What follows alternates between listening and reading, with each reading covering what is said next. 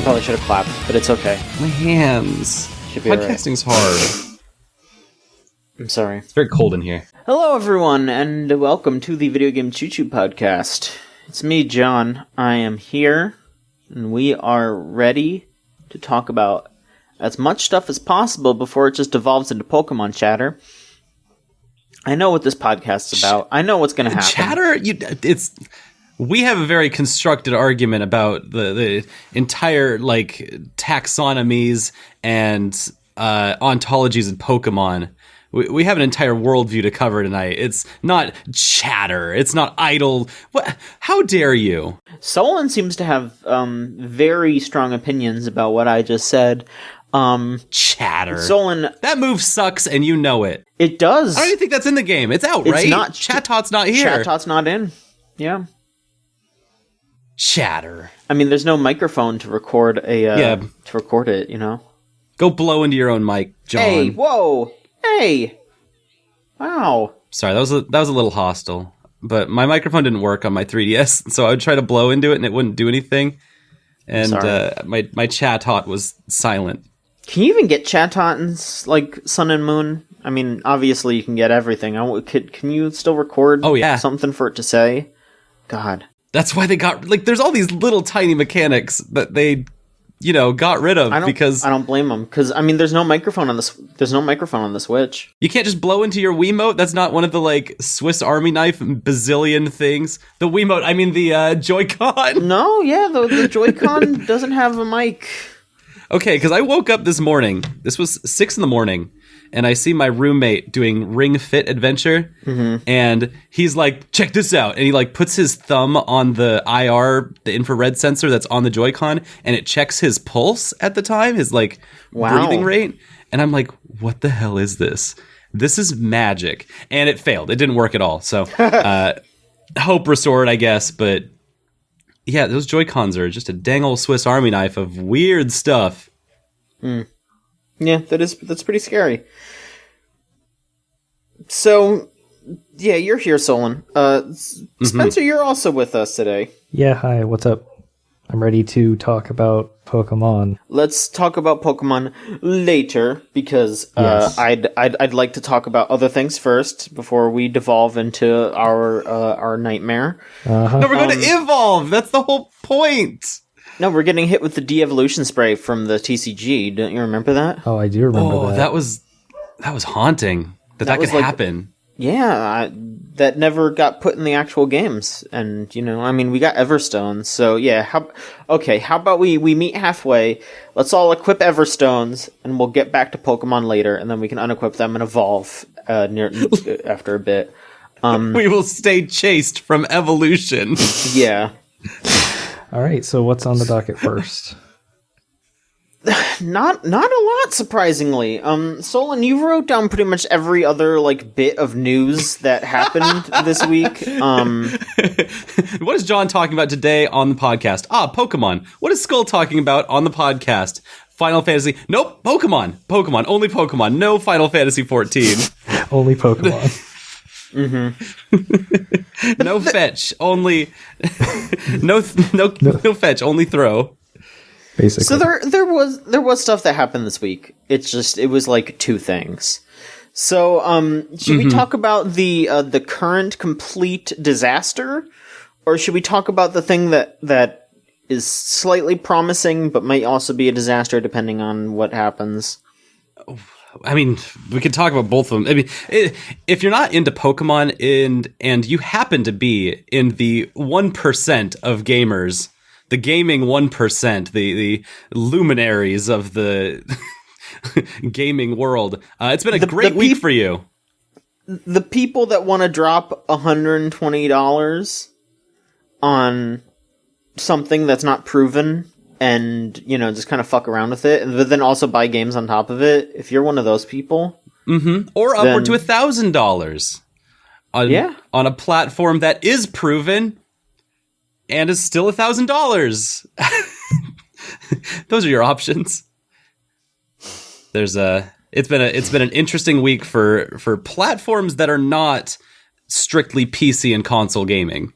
or phone gaming, especially. We're far away from the halcyon gotcha days of 2 weeks ago, because it's Google Stadia and VR are the news du jour. Which one would you like to talk about first? I'm also kind of on the fence because we're talking about some bougie stuff tonight. I think we should talk about Stadia first because none of us have used it, I don't think, and I don't think any of us will. I mean, how could we? I don't want to reach my data cap. That stuff's so expensive. It happened once, and I was like, all right, I've got to switch carriers. Ugh. I hit my data cap, which means I've got to go to the competing brand who doesn't have as much of a data cap, and I had to spend 3 months doing that, and that was just normal usage. I don't know if I have a data cap for my stuff, but I don't want to spend $120 on Google Stadia, which is what we're talking about. Because if I want to play Mortal Kombat 11, which I don't particularly do, but if I did, I could just go out and buy Mortal Kombat 11 for the PS4, and it would be cheaper, and I already have the internet for it.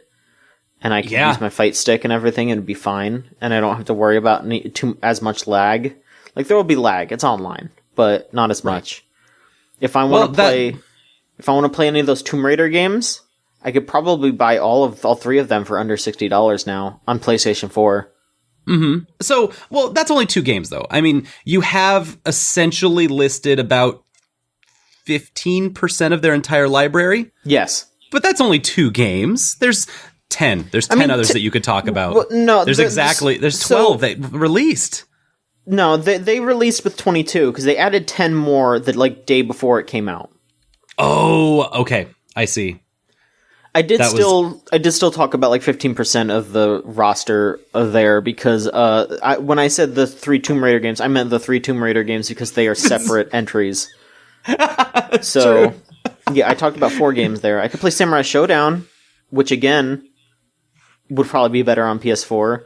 Play Destiny. You could play that on PC probably pretty well because that's on Steam now, right? Yeah, it sure is. Play with all your Steam friends. Well, here's an interesting thing. So a lot of these reviews have been coming out, and they're not bad on the product itself, actually. Using it and having the promise of a system that you can play PC, console, high-level games on your phone, anywhere on the go, and then switch to the TV really easily, like a Nintendo Switch, but with all of the processing power done on servers that are far away from you, that are on Google's side, doing that kind of level of computing and processing on their end, that works great. I don't know if I've seen any reviews of this product that isn't like, hey, it's broken, it ain't working, everything that I've done makes it so that it doesn't work at all. There's been problems. There's definitely been hiccups and weird stuff. There's been GIFs of people who were like, oh, that's what it looks like when it lags, and it is completely unusable if it's in that state of lagging, and usually they would, do something to fix it. There was some kind of workaround that they would have to move through. But the product part itself seems like it's working, and I say that kind of skeptically because I got a conspiracy theory about this. Mm-hmm. I've got a tinfoil hat conspiracy theory of all sin. They're getting the review copies. They get a Google Pixel with their review copy. Thank God, because it sounds like you need a Pixel. This isn't going to run on iOS. It's probably barely going to run on any kind of Android phone, and the services are completely bare bones. So having a Google Pixel is going to be your best bet on actually even using this away from your TV. There ain't no reason that the Google servers can't prioritize Google Pixel on top of over everything, especially these ones that they know they are giving to review people. So what if the Google servers are specifically giving reviewers a better experience than they possibly could if they mass produced this out to that's my horrible conspiracy theory. That's my just pure nastiness, and I have a reason. It's because I've been playing Zachtronics' dystopian real-life simulator called Eliza this week, and I'm going to talk about that later, but it's got me in hella skeptic mode over everything, especially Google. I was streaming it on an Amazon platform on twitch.television, and I was like, Twitch is listening to everything I'm saying. I've been in a mood this week. So that's my Stadia kind of like pitch is like, hey, why are all of the people that are reviewing the Stadia saying that it's the service itself or the product itself is great, even if the Stadia service is not great? And my thing is they must be being tricked or hoodwinked by Google, who has more money than God. And that's my thing. Do you really think, though, that Google of all companies would stoop so low as to... Yes, they would. Yeah, and they would try at least. my other part of me is just like, they're not smart enough to do that.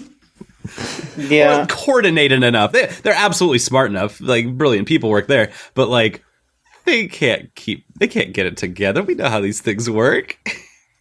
It doesn't go that smoothly. That's why they're way more. They've got so many fires to put out on the service side of Stadia, because like going to the store to shop for stuff has been a disaster. You can't.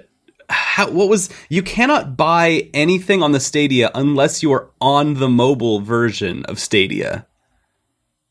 You cannot from your TV open up Stadia's like in-thing app or whatever and buy games. So you have to have a Google Pixel currently, and they're working on fixing that, but you have to have a Pixel to even purchase any games.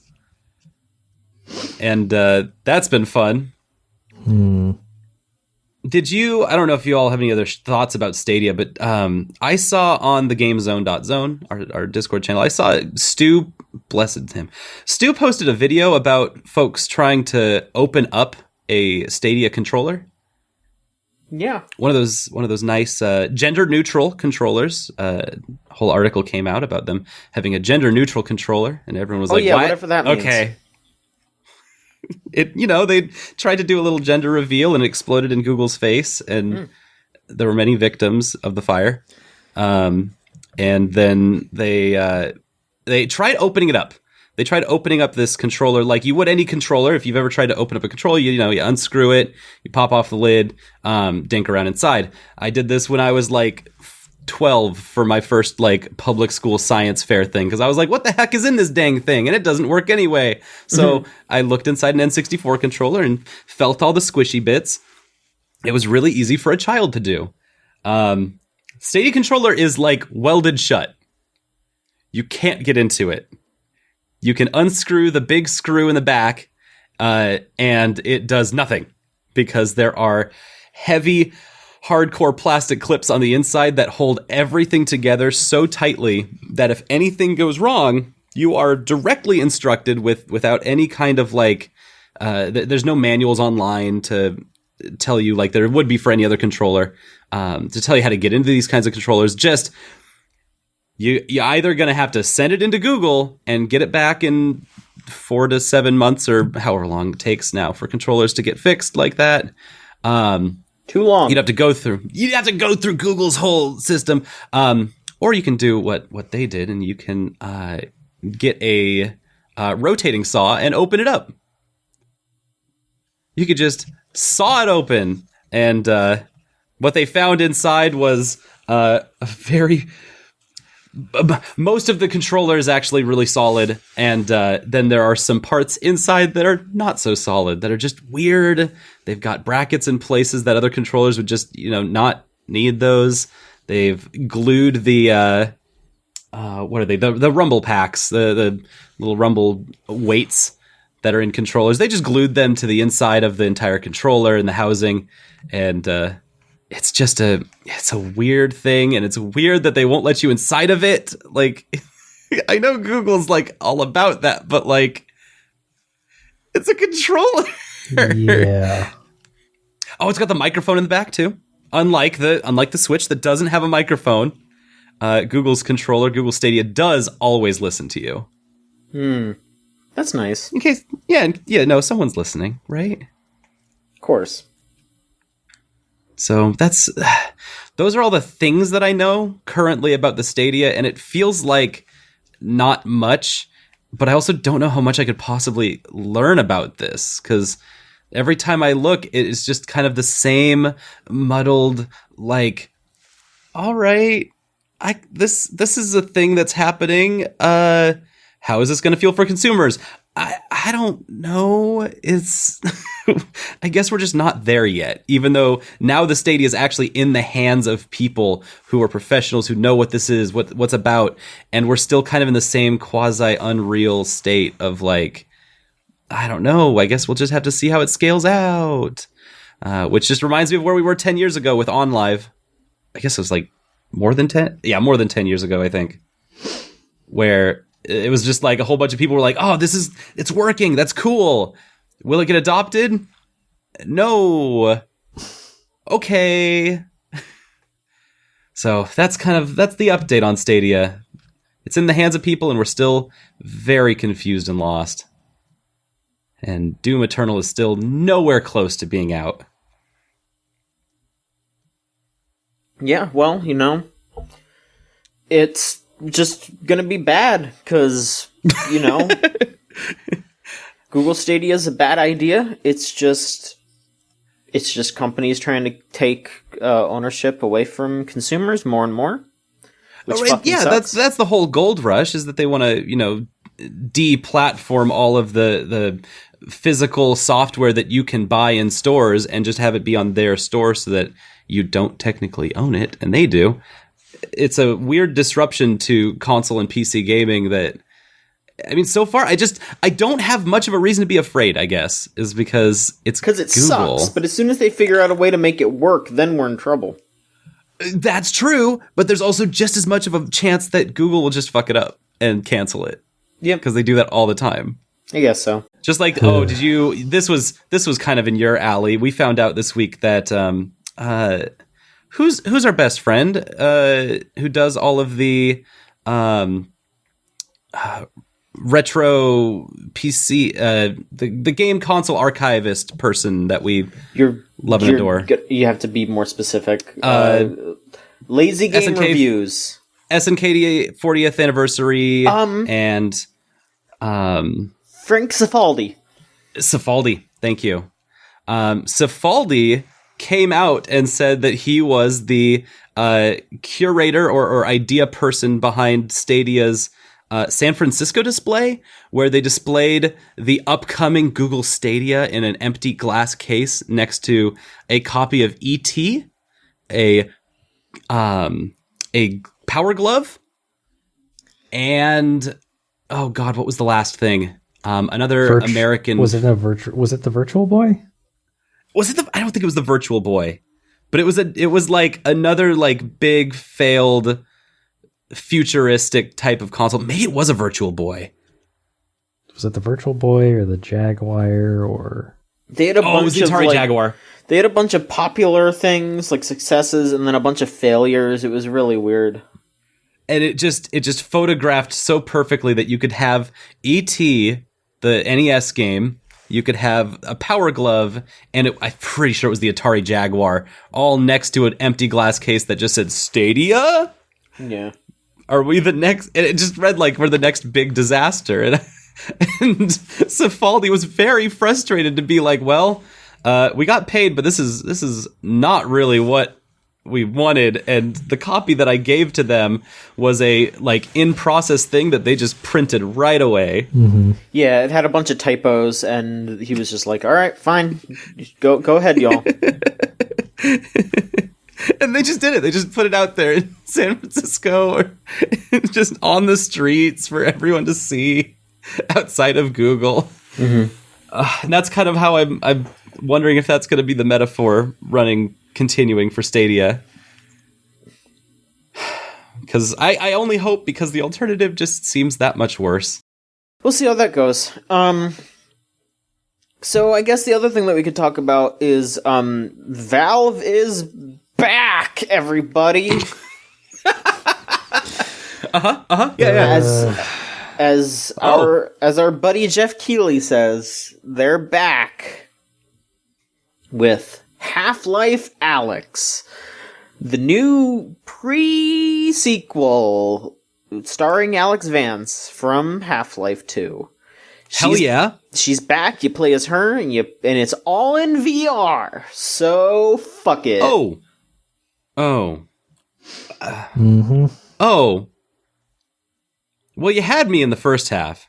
Yep. I mean, I'm going to be honest, I haven't been interested the entire time, because I don't like Half-Life. But do you like Alex Vance?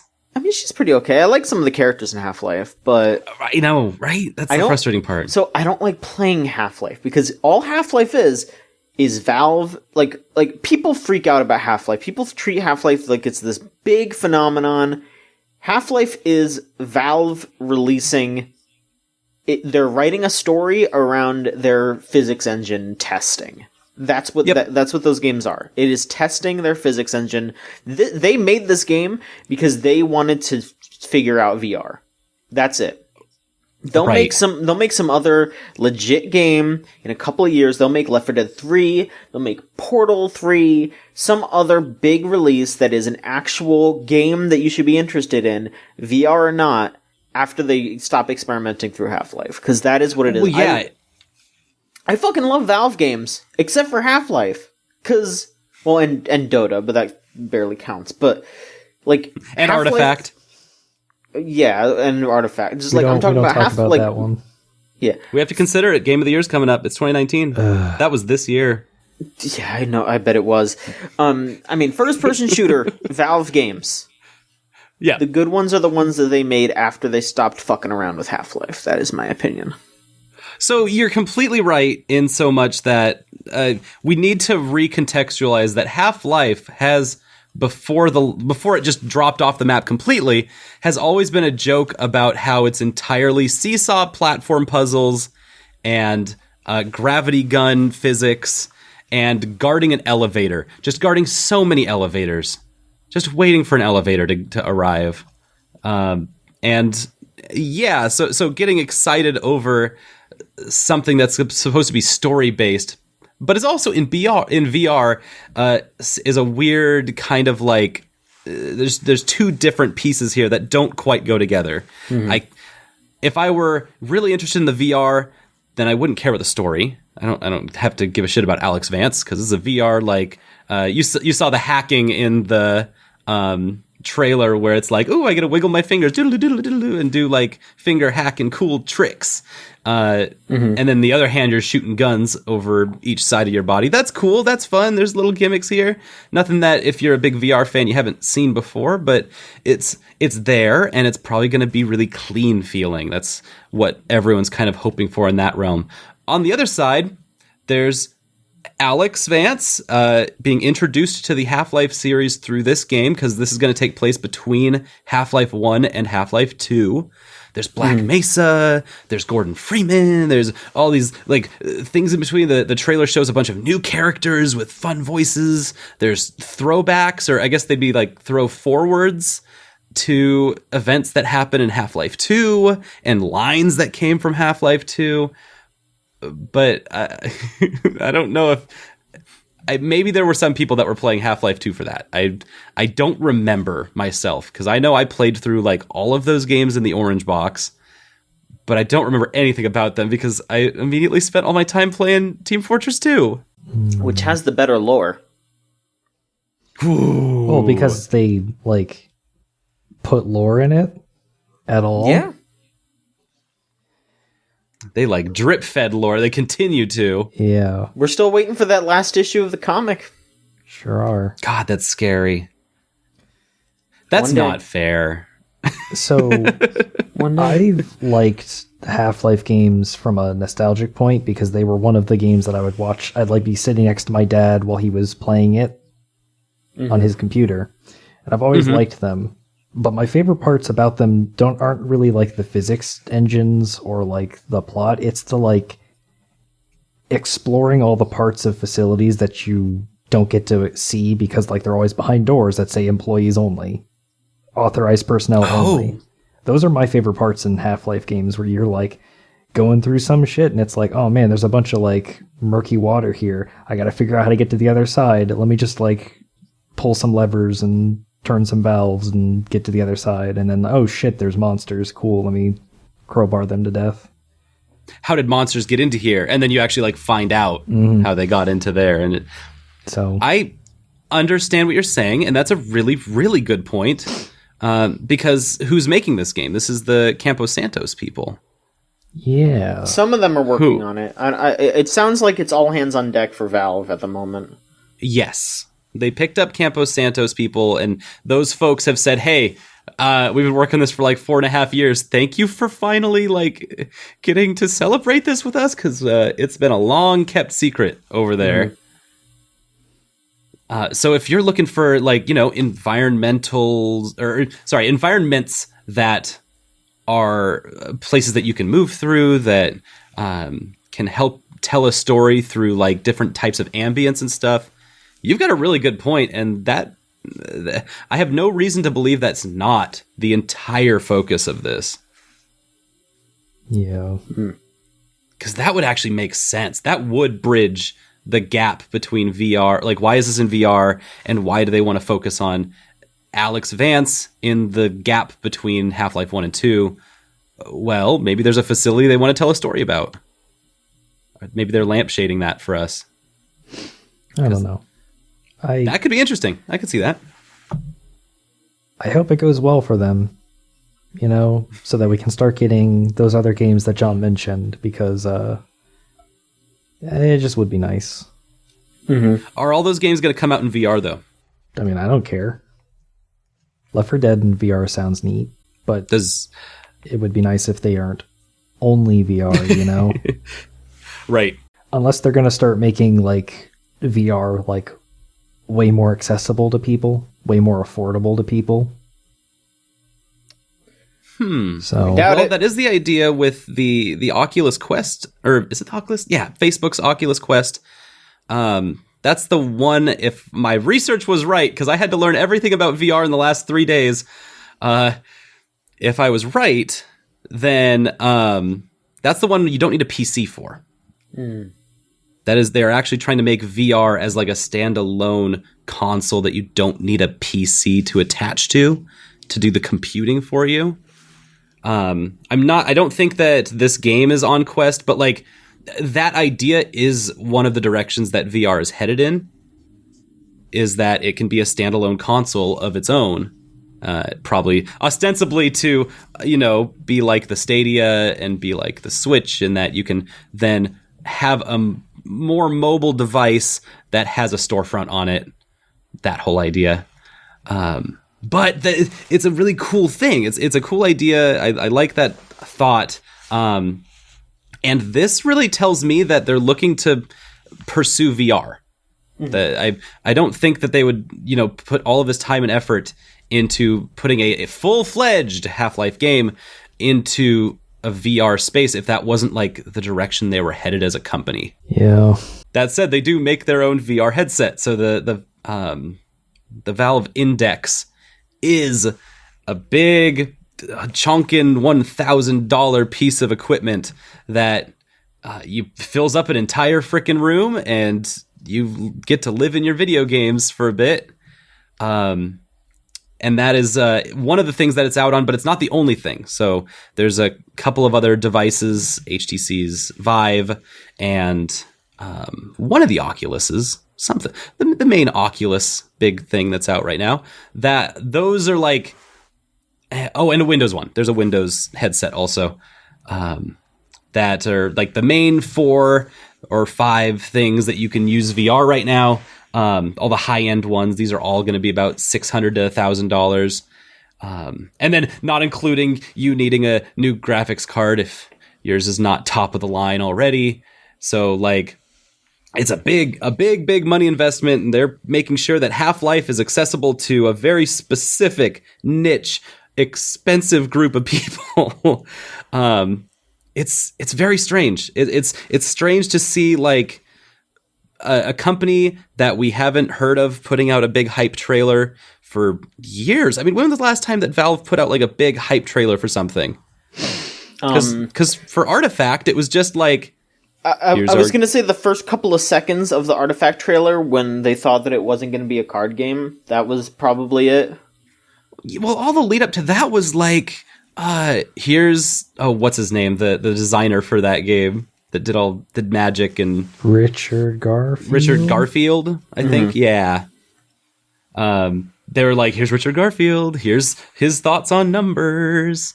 I know you all like numbers. I mean, as gamers, we all like numbers. It's I gotta go rinse out my mouth now.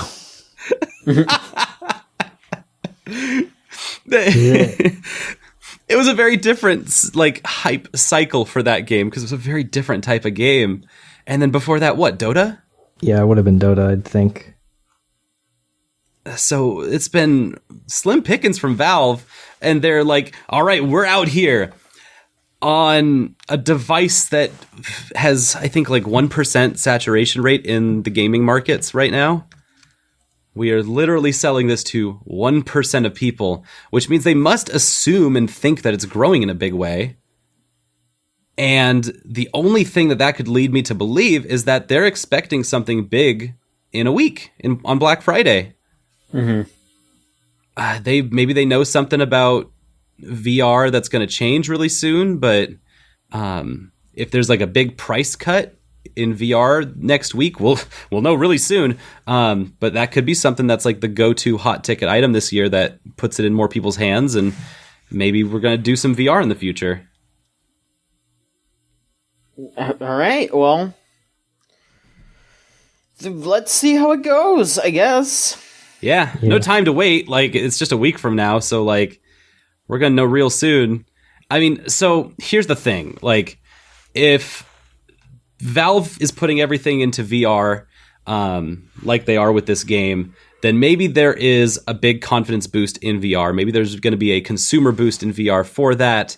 When you buy a VR headset, pretty much all the games on there are free. With like you that's Beat Saber, that's RV Room, not RV Room. What am I saying? Rec Room. Rec Room. Just tons and tons of things like that. VR Chat. These are all applications that are free and accessible, that you can just pick up immediately. And then on top of that, here comes Half-Life Alyx, finally like a full-fledged game. And on top of that, all the other video games that have come out over the last 5 years now. It's been a while, yeah. It's been a while. VR's been kicking around. And it hasn't gotten like smaller. It's just kind of persisted in a way that it's like, maybe there is still room for a big resurgence in this thing. Maybe it's not just a phase that's popped in and out over the last 30 years of video gaming. I don't know. I'm actually a little more hopeful now than I ever have been about VR. And I hope that next week we find our moment. And if it doesn't happen, I'll wait again until next year. Maybe something else will get me excited about it, and we'll think about it again then. Because there's not any other consoles coming out anytime soon. So whatever. Definitely not. Yeah. These are the last consoles that will ever be released. God. All right. Well, is it time, everybody? I think it's time. Pokemon. There's something. I don't remember that opening. I just remember that part. Hey, hold that thought. Yes? Because it's not time yet. Whoa, what? Oh, it's not time yet. We're canceling the evolution? Bump, bump, bump, bump. I smashed the B button on the evolution. Oh, shit. Okay. What's up? Da da da da da da da da. I want to talk about Eliza.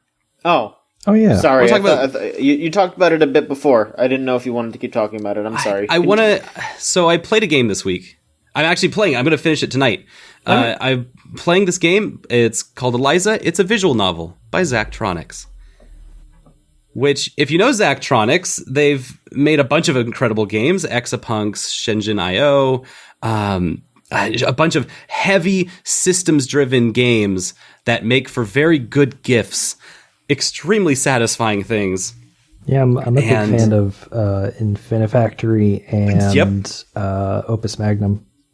Thank you. I was like, what's the alchemy one? Opus Magnum. Opus Magnum. Yeah. They're good GIFs, man. They're so good. This is a visual novel, though. This doesn't have any of that. This is just straight up. Well, actually, it's straight up what all the story beats that they've had in Exapunks and in Shenzhen, and in a couple of the other Zachtronics games. Like, now they're just straight up like, hey, this year we're going to put out an entire ass visual novel about, well, it's very simple what it's about. It is about what if Uber, but for mental health care. What if instead of getting an Uber driver, you could just pay a computer deep learning AI to give you therapy? Yeah. So what if your therapist was a person, but that person is actually just reading a script straight off of a computer? To give like a human face to it. Exactly. To give a human face and a human voice to it with human inflection.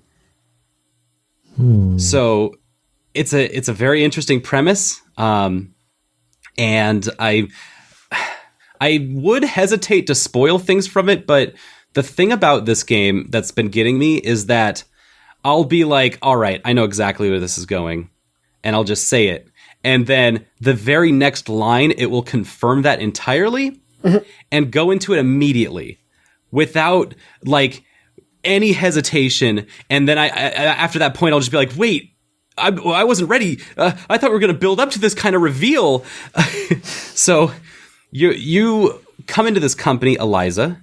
Your name is Evelyn, and you come into this company, Eliza. You walk into the place to do your first day on the job on Queen Anne Hill, where you're going to struggle to find parking because Seattle parking is abysmal, especially in Queen Anne. This is a game literally made for me, so I've just been nerding out over how deeply entrenched it is into Seattle identity. You walk into your first day of the job, and you meet your assistant manager, or the manager of the entire building, who is stressed out because this is her third building that she's running, but is also the flagship of the entire Eliza company. Mm-hmm. And she's very kind to you. She's very nice, but a little rushed. She gets you into your spot and just says, just read it word for word. Don't deviate from the script at all. We'll know if you do. You don't even have to try to. Like, it's the beauty of this is being a visual novel is that you just click the lines, and Evelyn just reads the lines. You don't deviate from clicking. She doesn't deviate from saying her lines. It's this like perfect little feedback loop of visual novels. And you start meeting people. You start meeting strangers who are telling you all their problems. And you're starting to find more about yourself. Like, who is Evelyn? Why is she here? And you find out that she also doesn't quite know why she's here because she's coming out of a 3-year depressive episode that is long lasting. And so you start meeting people from 3 years ago, and you immediately find out, oh, she built Eliza. She is one of the lead devs on this deep thinking AI project that is being used to suggest medications to people, that is being used by this corporation to tell people to use VR apps nightly and to like take care of yourself. And it's a very human story about the horrors of the what's the word? The horrors of late capitalism, but also some of the wonders of it, because it doesn't beat around the bush that this is actually helping people who need it, helping like a lot of people who just need to talk out loud to someone, even if it's just a robot that's listening. Just that they know that something in the universe is listening to them is actually really helpful to them. Mm-hmm. They're very clear that like this is something that's really good for a lot of men who don't have a space to openly talk about how they're feeling about things. And so like we're just going down this list while we're like kind of unraveling this mystery piece by piece, meeting new people. And it's just been like every single line of this dialogue has been so dense and so provocative that this is a game that's supposed to be like 4.5, 5 hours, and I'm like 10 hours into it. I just have to stop like every 3 or 4 voiced lines because I'm just like, oh my God, wait, stop. This means what? The tip of the iceberg is like the sudden realization that they don't tell you this, but you realize, hey, I built this machine that I'm working with now. Why am I not continuing working on it? Why am I suddenly in borderline poverty living conditions doing temp work? Doing what is just a temporary like gig that gamifies me and gives me a rating every time that I do a good job at repeating lines that a robot has told me to say. Mm-hmm. There's all sorts of stuff like that. And then in Zachtronic's tradition, it is just gorgeous to look at. Everything from the cell phone that has all of your apps on it is very pretty to look at, and it is full. The phone app is full of little tiny mini games in it that you can play when you're bored, when you're idling. It's been awesome. I've been loving it. It's something that I was just like, all right, step aside. Let's make some room in this top 10 list for this year because I got to figure out where this thing goes. And yeah, I don't know how I'm going to do this because it's such a small game and there's so many. This is such a full category. But when we talk about Game of the Year at the end of this year, I'm going to be like, hey, how do I say that Evelyn is one of the best voice acted performances in this year? Because, wow, Evelyn is an extraordinarily nuanced character that lives a full life from start to end of this game. Oh, also, we talked about this 2 weeks ago, but another check mark in the book for asexual characters. Ooh. Yeah, Parvati in Outer Worlds, and the main character in Outer Worlds can also confide that they are ace. Same exact dynamic in this game, actually. There's a character who you just kind of like, you have like a really grounding conversation with because it's like the only person in the entire game who is not a sociopath or absolute victim of late capitalism. You can only talk to CEOs and sad people, except for this one person. And you just bake some cookies with her, and she's like, "Oh, I don't really look out." Like you just do some small talk about like finding partners and stuff, and she's just like, "No, I'm not really about that because I have trouble with the lack of intimacy." People will come to me and they'll say that they are fine with that, and then they're not fine with that, and you can just, as your character, you can actually roleplay this entire game in a very straight. In a way that felt very real to being like, yeah, this is that lived experience. This is the asexual experience.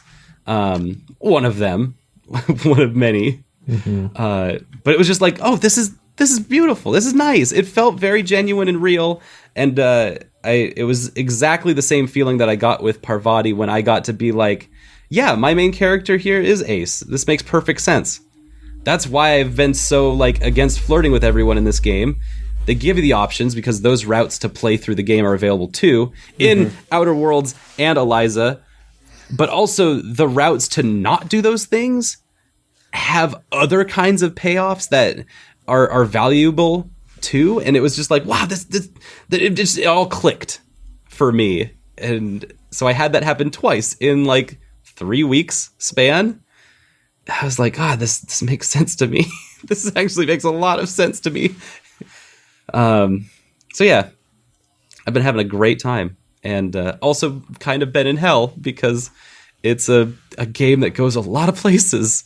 I like Eliza. It seems neat. I'm glad that it's not like another Zachtronics puzzle game, although I do love me some Zachtronics puzzle games. Right?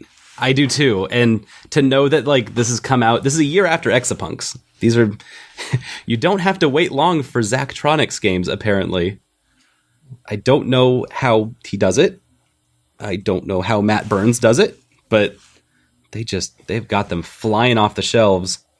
They got a good team over there. All right. I'll abdicate the floor to Pokemon. Are you ready for this? I'm so ready. dun, dun, dun, dun, dun, dun, dun. This podcast has evolved into a Pokemon podcast. Hooray!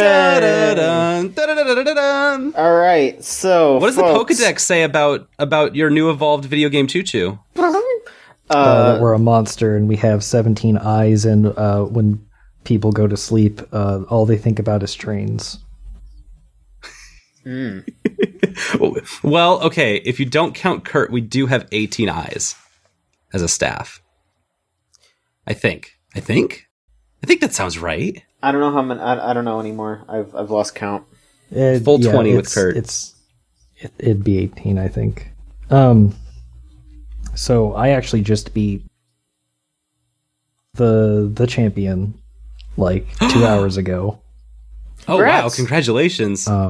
Thank you. My strategy for I'm going to build my entire team to screw over this one particular character because I don't like him paid off in spades. Because Hop? No, not Hop. I don't have issues with Hop. I have issues with his brother. Oh, well, then I just showed my hand, didn't I? Yeah, see, it's very annoying to me how they decided... Okay, so we're all familiar with how, like, okay, not all the Pokemon show up in this game. Not all Pokemon are available in this game. And there was a whole big whatever. That didn't bother me, you know? I'm fine with it. But Duskull's in. But Charizard gets to be in.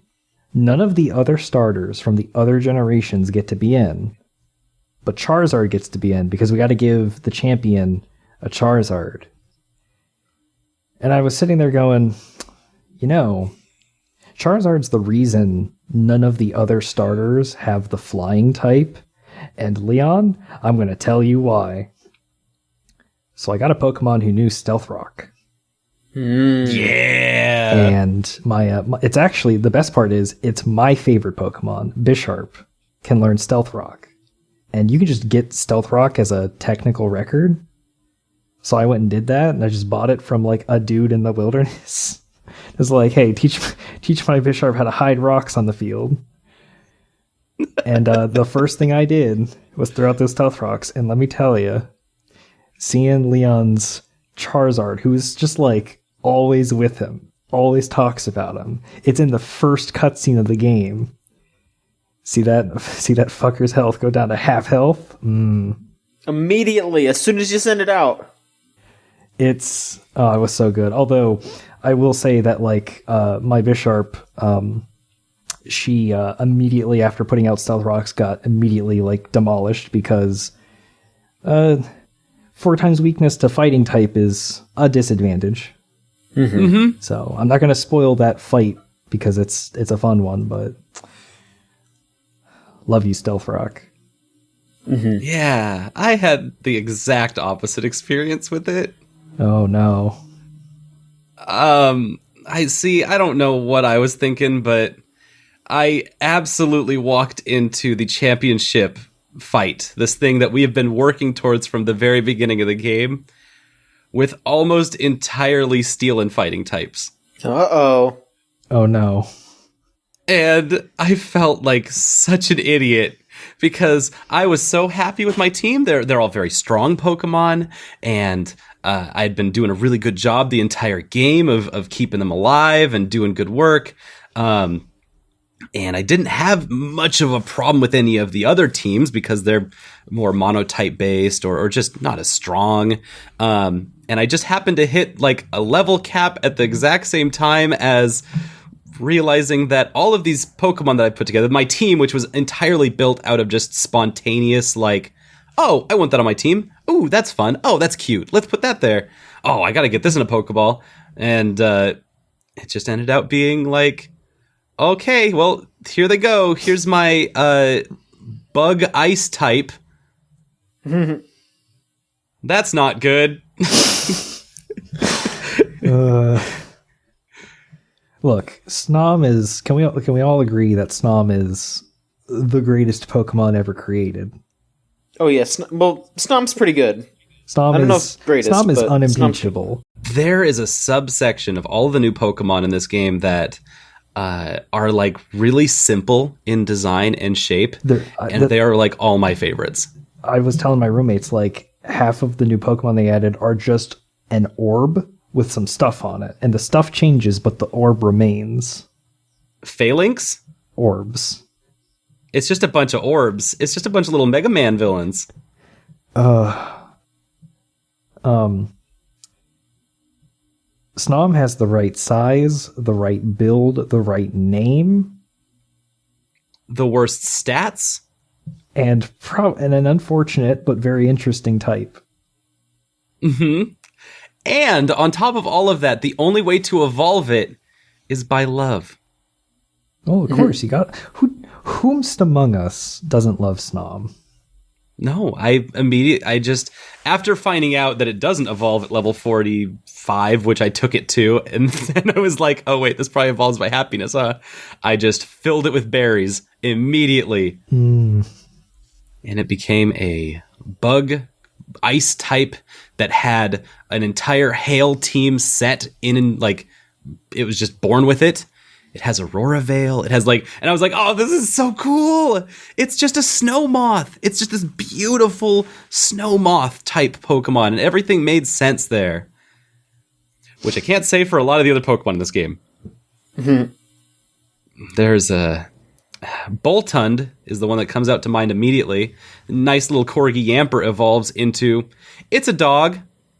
It is a dog. That's just a fucking dog. It looks like the dog from Disney's Bolt. It looks like a Disney dog. It does. I do not encourage or condone people spray painting their animals, but somebody is going to do that to their dog and make their dog cosplay Boltund. If you want to do that, just like get some like foam padding and put it around the dog. That'd be better. Do that. Ooh, Yeah, please be safe with your dog. Do not put paint on your dogs, please. Should we just go through our new favorites for this gen? I guess we could do that. Sure. You want to go first?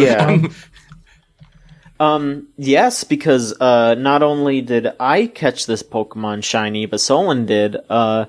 We both got shiny Phalanx. Oh, Phalanx is so perfect. Yeah, that was my first shiny Pokemon ever. I don't know how that happened, but it did. It was incredibly good. Uh-huh. Yeah, wow. So Phalanx is a Pokemon that it's a fighting type, but it's just these I think there's 6 of them. They're like these six round little dudes, and they look like little Centurions, and they just walk in formation and they attack in formation, and their signature move is called No Retreat, and they boost all their stats, but you can't switch it out. And It's just adorable. It's this cute little Centurion team as a singular Pokemon. It's the best. It looks like a bug type to a lot of people who don't see it, and you only see like pictures of it.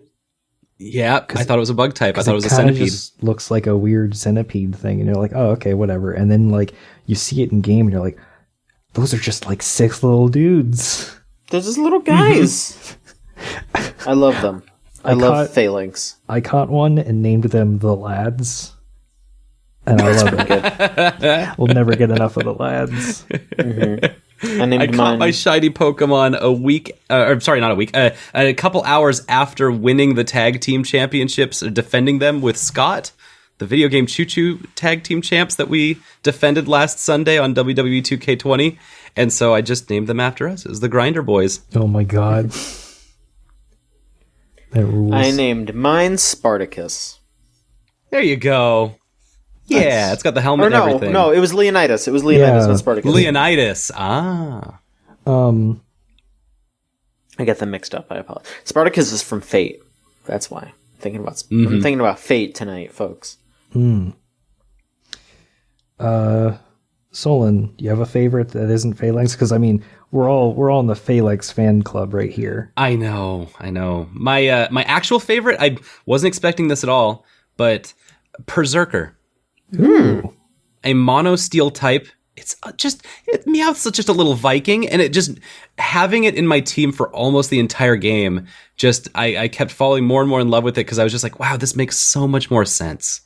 What if instead of like chaotic energy, it was just like hardcore punk energy coming off of Meowth, where it's very focused. His head, instead of turning into a coin, turns into a mallet, a hammer. And that's, I don't know if you've seen that little detail, but Berserker has a little hook behind the coin that gives it extra weight.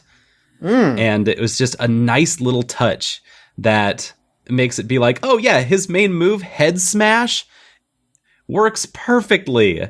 And he's just a dang angry cat that hits you with his head real hard. And I got really into that. I got really into taking down Gigantamaxed Pokemon, monstrous kaiju-sized things with just a small cat that just bangs his head on you until you die. I loved that. Incredible. What's your new favorite, Spencer? I'm kind of torn between two, so I'll just go with Morpeko is a Thank very you for saying it. Fun little guinea pig. I found out like just before we started recording that Morpeko comes from Marmotu and I think it's Harapeko, which basically just means guinea pig and then hungry or starving. Aww. I thought it was a hamster this whole time because it's very hamster shaped, but it's actually guinea pig. I thought it was just more Pika. I thought it was like morphing based on its special ability where it switches its mode. I just kept looking at him like, yeah, that's more Pika right there. That's Pikachu, but it's more of it. Yeah. So Morpeko is a type. First, it's a type that I've wanted in the game forever. Electric Dark type. Yep. Those are like my two favorite colors, like black and yellow. Hello. Isn't Luxray electric dark? No. Luxray is pure electric. I thought that's what I thought everybody too. Thinks it's dark electric because of its coloration, but it's actually just pure electric. Okay. Back in Gen 6, when Mega Evolution was a thing, I was hoping we'd get a Mega Luxray that would be electric dark, but we're not in that timeline. Hey, speaking of coloration, that's kind of the weakest part of this entire new generation of Pokemon is none of them look like what type they are. I love it. It's so good. There's some whack coloration on some of this stuff. So Morpeko has one of my favorite types. Two, its gimmick is actually really good because the transforming its mode doesn't really do anything. It doesn't change stats. It doesn't do anything. All it does is affect its signature ability, Aura Wheel, where when it's in the full tummy mode, when it's got a full tum, it's electric type, but when it's hangry, it's dark type.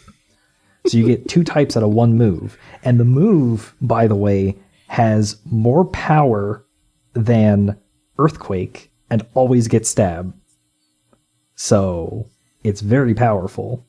And it also buffs your speed. I actually used it to finish off Leon's Charizard. I defeated his fucking Charizard with my Morpeko. using the fucking little hamster wheel attack. It was so good. You didn't Gigantamax at all, right? No, I went through the entire game without Gigantamaxing or Dynamaxing because I wasn't really interested in that conceptually. And when I found out that like they never force you to, because like in X and Y they force you to do Mega Evolution like once. After that you never have to do it again. But they don't force you to do Dynamaxing at all in this game. And I was like, I want to see if I can go through the whole game without doing it at all. And let me tell you, it's really fun one-shotting gym leaders who have like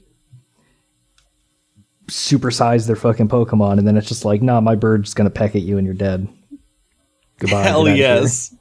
So, my duck with its long spear just took down a giant skyscraper tower and it exploded. I was like, yep, that's the ending of Die Hard. It feels good. But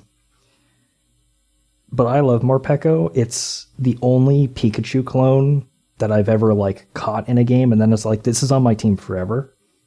And then like the problem was that, like, as far as Pikachu clones go, you get it pretty late into the game.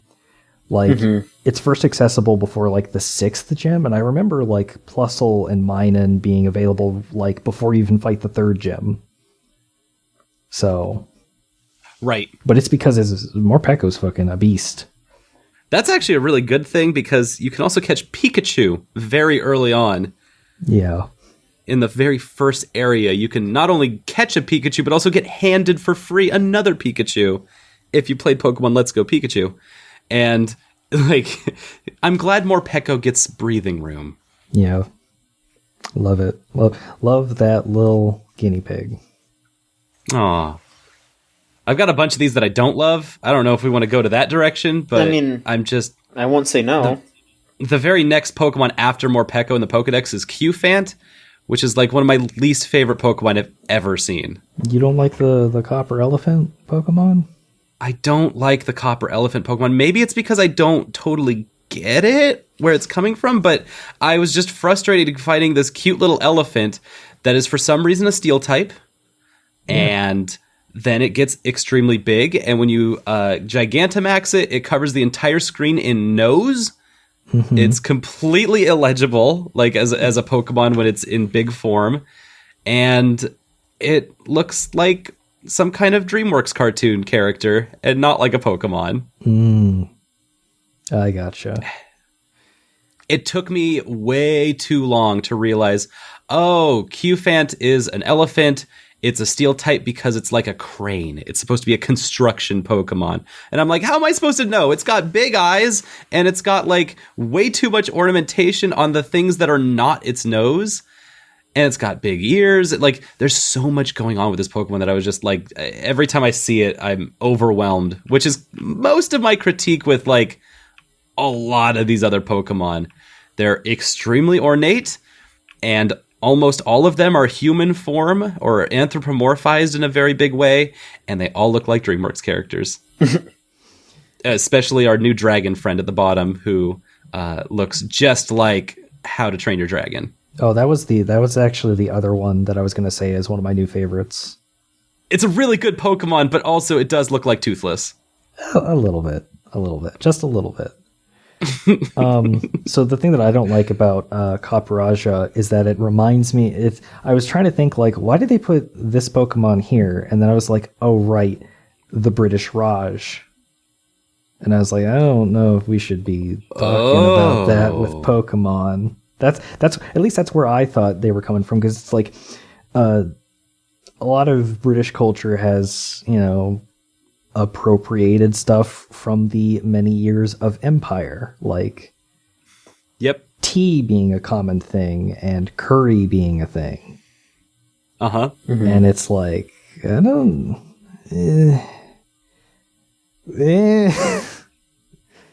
well, yeah. Like in Pokemon, it's like it's just a little weird. I don't really have thoughts on it. So yeah, I don't have any collected thoughts on it either, but that's a good point. Like, now that I'm seeing it, I'm reading this Pokemon in a very different way. Like if Copperajah had been in like Alola, or if it had been in Unova or Kalos even, I wouldn't have thought too much about it. But like they're introducing it in the UK inspired region, and it's a little, I don't know. I'm not going to say like outright like it's bad and they shouldn't have done it. It's just that's where my mind goes when I see that Pokemon, and that's why I don't really like that Pokemon. Yeah, a lot of the Pokedex, like actually a good percentage, you could count it out, of the Galarian Pokedex is British inspired creation, like tools, like whether it's Carkol with being a coal Pokemon, hearkening to the Industrial Revolution, or Sinistea being a teacup that is collectible, and you know you got to collect the original version of it, not a cheap knockoff, because the Poltegeist with the mark underneath it means it's a genuine Poltegeist as opposed to a knockoff Which, how can you have a knockoff Pokemon? There's something weird about that. It's very that's the good. teacup. Actually. That's the knockoff, not the Pokemon. Yeah. Oh, yes, that's right. This is really good. It's such a good touch. There's Runerigus, which is a shattered pottery Pokemon. And then Stonejourner, which is something I cannot describe, but I keep calling it a Stonehenge Pokemon because that's what I see in it, but I've also been told many times that that's definitely not what it is. It looks like anthropomorphic Stonehenge to me because it is just a bunch of arcs. I keep being told that it's like a cairn. It's a stack of rocks on top of each other. Yeah, I get that too. Yeah, that's where my mind goes. I definitely get like the Stonehenge thing though, because it's like it's a rock and then another rock on top of it. With eyes. With eyes, you know? With eyes. It's a Pokemon-ass Pokemon. All the way to the Pokemon research. The research Pokemon, the fossil Pokemon that are here. Yeah. They are some of my favorites. I'm not gonna fuck around. I love them. They're your favorites, really? Some of my favorites, yeah. They are sins of nature, and that's why I love them. I get that. Oh. Okay. So in this game, which it's a reference to the early days of paleontology, where a lot of paleontologists, the British early days of paleontology. Yes, paleontologists in Britain didn't know what the fuck they were doing, so they combined a bunch of dinosaurs together, and they're like, "Oh, this is a new species," and it's like, "No, it's old species. You just put them together." So in reference to that, there are new fossils where there are 4 separate pieces, and you combine them in 4 separate ways to create, because there's 2 top halves and 2 bottom halves, and you combine them in those ways, and you get 4 different Pokemon. And they're the best. One of them physically can't breathe, like it has trouble breathing. One of them is constantly like freezing to death, which is also pretty good. One of them has its mouth on the top of its body. Yeah. It's extremely fucked up, but I love them.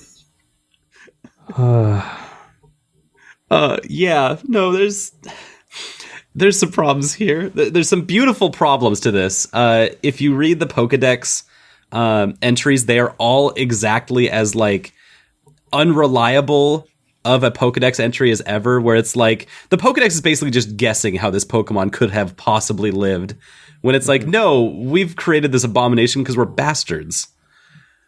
And so it puts into question the entire Pokedex as a substance. Like, who wrote these entries? How real are they actually being? Have Drifblims actually abducted children? How many cases of that has happened? I haven't been putting any stock in the Pokedex entries since like Gen 5.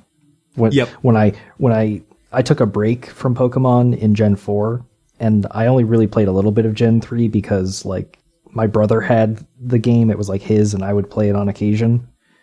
But Gen 5 was when I returned, and I looked at the Pokedex entry and I was like, none of this is real. This is all made up. This is all like folklore or folk tales, or none of this actually happens.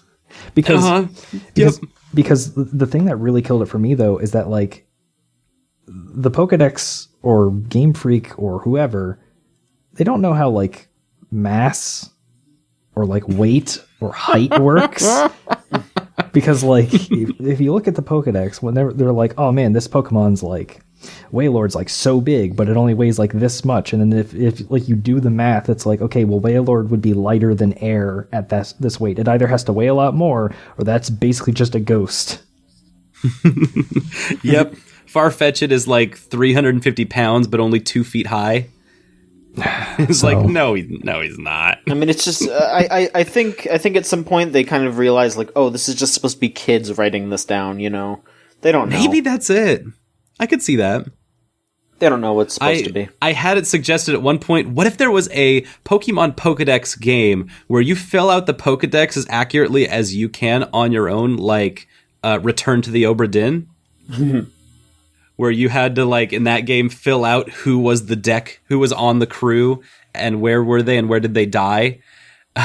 But here it's like, all right, I've seen this Pokemon. What do I call it? I think it's called this one. Mm-hmm. This gas Pokemon that's kind of like smoky. Let's call it Ghastly. and it goes, "Bing, you're right, you did it." Yeah, wow, that sounds about right. That'd be fun. So I want to talk about these fossil Pokemon because there's only 4 of them. I don't need there to be more of them, but I think the thing that really frustrated me was Dracozold's got his meat on the outside. Yeah. There's just some free-flying meat hanging out there.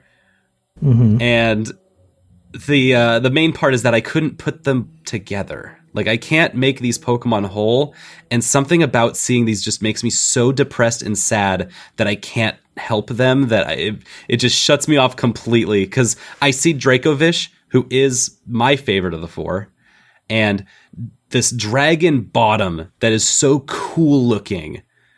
I want to see the rest of it. I can kind of, like, in my mind, see what the rest of this Pokemon would look like, and I'm like, I want that dragon fossil Pokemon, though. Mm-hmm. That sounds so cool. Maybe someday. I want this weird electric bird, and I want to not be in a very precarious situation. Yeah. I think it's pretty funny though that like I think the fish and the Draco, or the fish and the Dino ones. Yep. That combination actually looks pretty normal, but that's the one that like can barely breathe. Like, it's so fucked up it can't breathe. So it's just like, God. oh God, that's wild, because it looks like it's almost supposed to be. Wait, hold on. You mean like the fish and the dragon one are the normal one? Because that one has like the head attached to the tail. The fish and the Dino, I think I meant. Draco's the one where if it's the fish head, it's like the fish head, and then it's like the kind of like tie-dye body. I'm not talking about that one. I'm talking about the other one. Yeah, that's the one that has the one you're talking about is the one that has the mouth on the top of its head, because its head's on upside down. Yeah, and it can barely breathe, but it like the colors match up.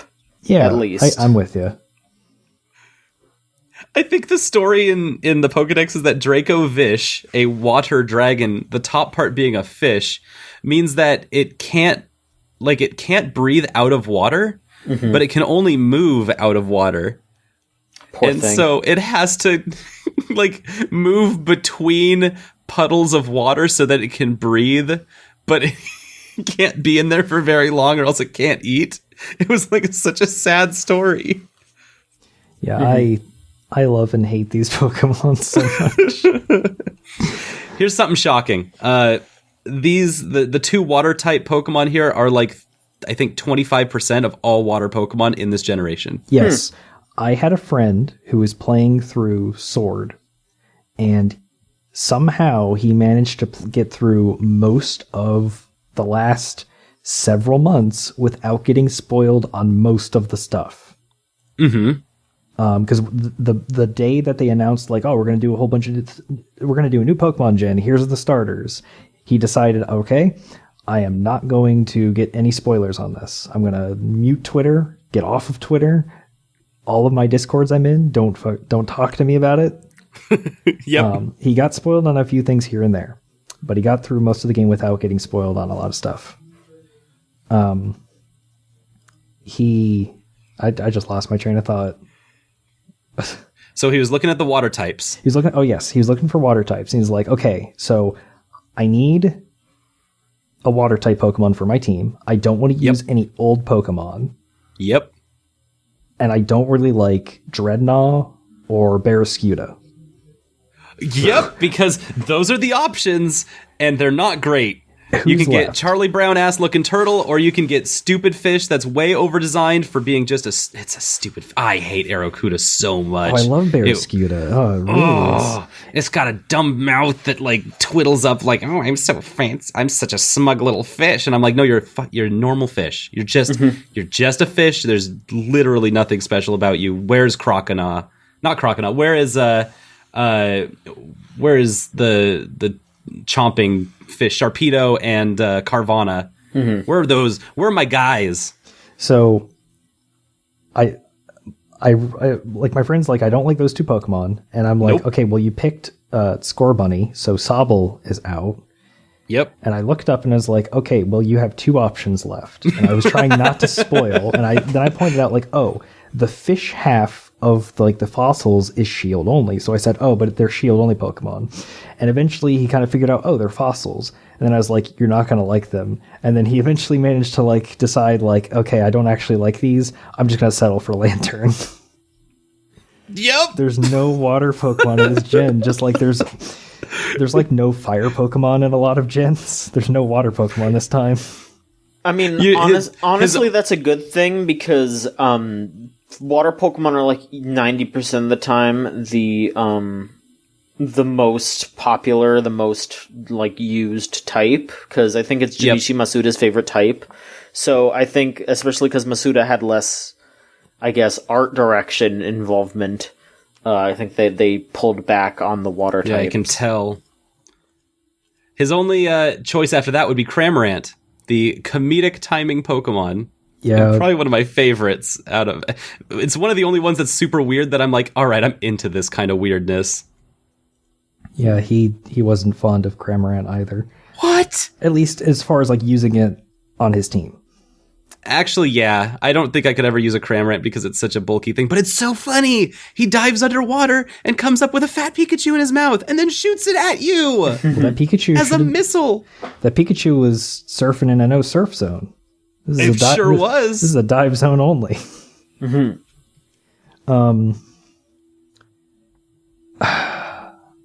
So tell me about your experience going through the game. Did you think this game was too easy, too hard, in the middle?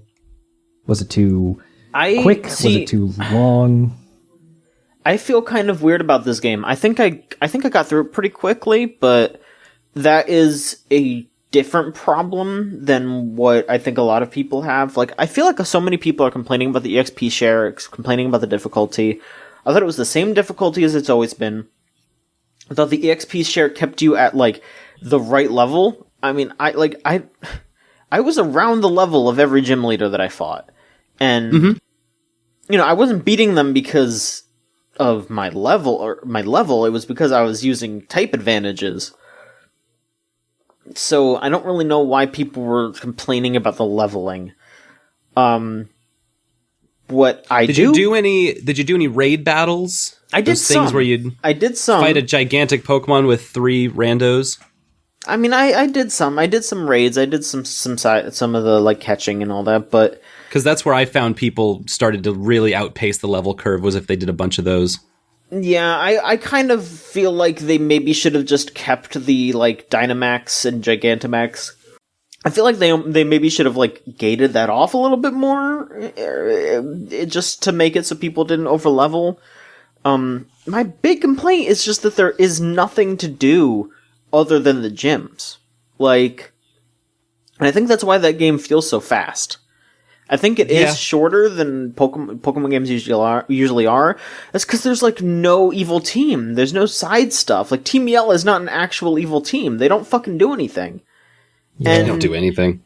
Yeah, there's no Team Skull stuff. There's not really anything that's like the Aether Foundation or anything like that. It's just, there's no side stuff. There is for like half an hour at one point, and it barely goes anywhere. It's such a bummer. Almost no plot. There's no plot. And when there is plot, like as soon as something starts happening, like an explosion off screen, Leon comes up and is like, stop. Don't get distracted. Keep doing the gyms. It's like, dude, I can take care of this shit. It'll take me 20 fucking minutes to get out of my way. Like, no, you're not. You're a kid. You need to go do your challenge.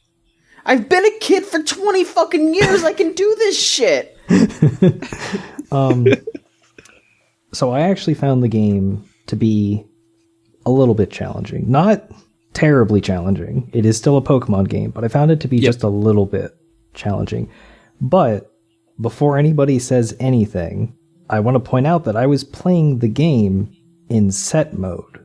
I don't play Pokemon games in Switch mode, where when you defeat an opponent's Pokemon, it'll tell you what they're going to send out, and then you have an opportunity to switch in to get a type advantage on them. I don't do that. Mm-hmm. And I feel like a lot of people were like, this is going to go into Hop territory here. Hop is like the worst, the worst rival ever because he's so easy and he's not a challenge at all. And I'm like, were you playing on set mode or switch mode? And then they'll go switch mode. And I was like, yeah, we'll try playing it in set mode. And then he's actually pretty tricky in set mode because he doesn't have a set team. No. It just changes chaotically.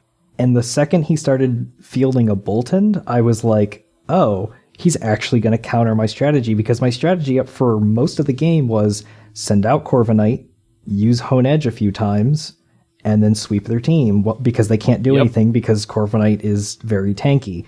His Boltund, he sends his Boltund out and he roars, and I'm like, oh, Hop, you have a strategy now. I like that, and it was fun. Yep. So I'm going to pick on Hop a lot. I think he was a waste of space in a lot of ways, but the designs for his teams are really good. Yeah. How it changes and flows over time. That was the highlight of that character. So seeing it in set mode is exactly the right way to see that. It is probably the second toughest part of the game, which is a lot to say because you fight him like 100 times, 101. I think I lost count around the 4th gym. Yeah. You fight him a lot. Somewhere in there. You fight him a lot. Ugh. And so I found it's Pokemon. It's an easy game for babies. That's what I always tell myself. Even when it gets hard, it's still an easy game for babies. So I'm biased. I also played in set mode, and it was actually very fun. This is the first time I actually played a Pokemon game that was in set mode, and I think that was actually a really fun way to play the game. Yeah. I would recommend that to everybody. It's a blast. The only time that I got really close to whiting out, just playing it straight through, I didn't do anything extra, was the last gym. The 8th gym really had some strong teams in there that made a lot of sense. And when you get to the Sunny Day Fire team that, as I said earlier, could just sweep my whole team because I was having a problem. I did have to start digging into some of my max revives and stuff like that, just to be like, get this out of here. Get these guys. You mean the Turtonator? The Turtonator. I learned my lesson the second time we fight that dude. I was like, not today. Not even close. I will make you attack yourself until you die. I just used Intimidate. Lucky with that because, like I said, I had my strategy of like send out my Corviknight, use Hone Edge, but I made it so that like my Corviknight's I made sure that my Corviknight's ability would be not Unnerve, which just prevents the opponents from eating berries, whatever, to actually be Pressure, which doubles the PP usage when an opponent uses moves.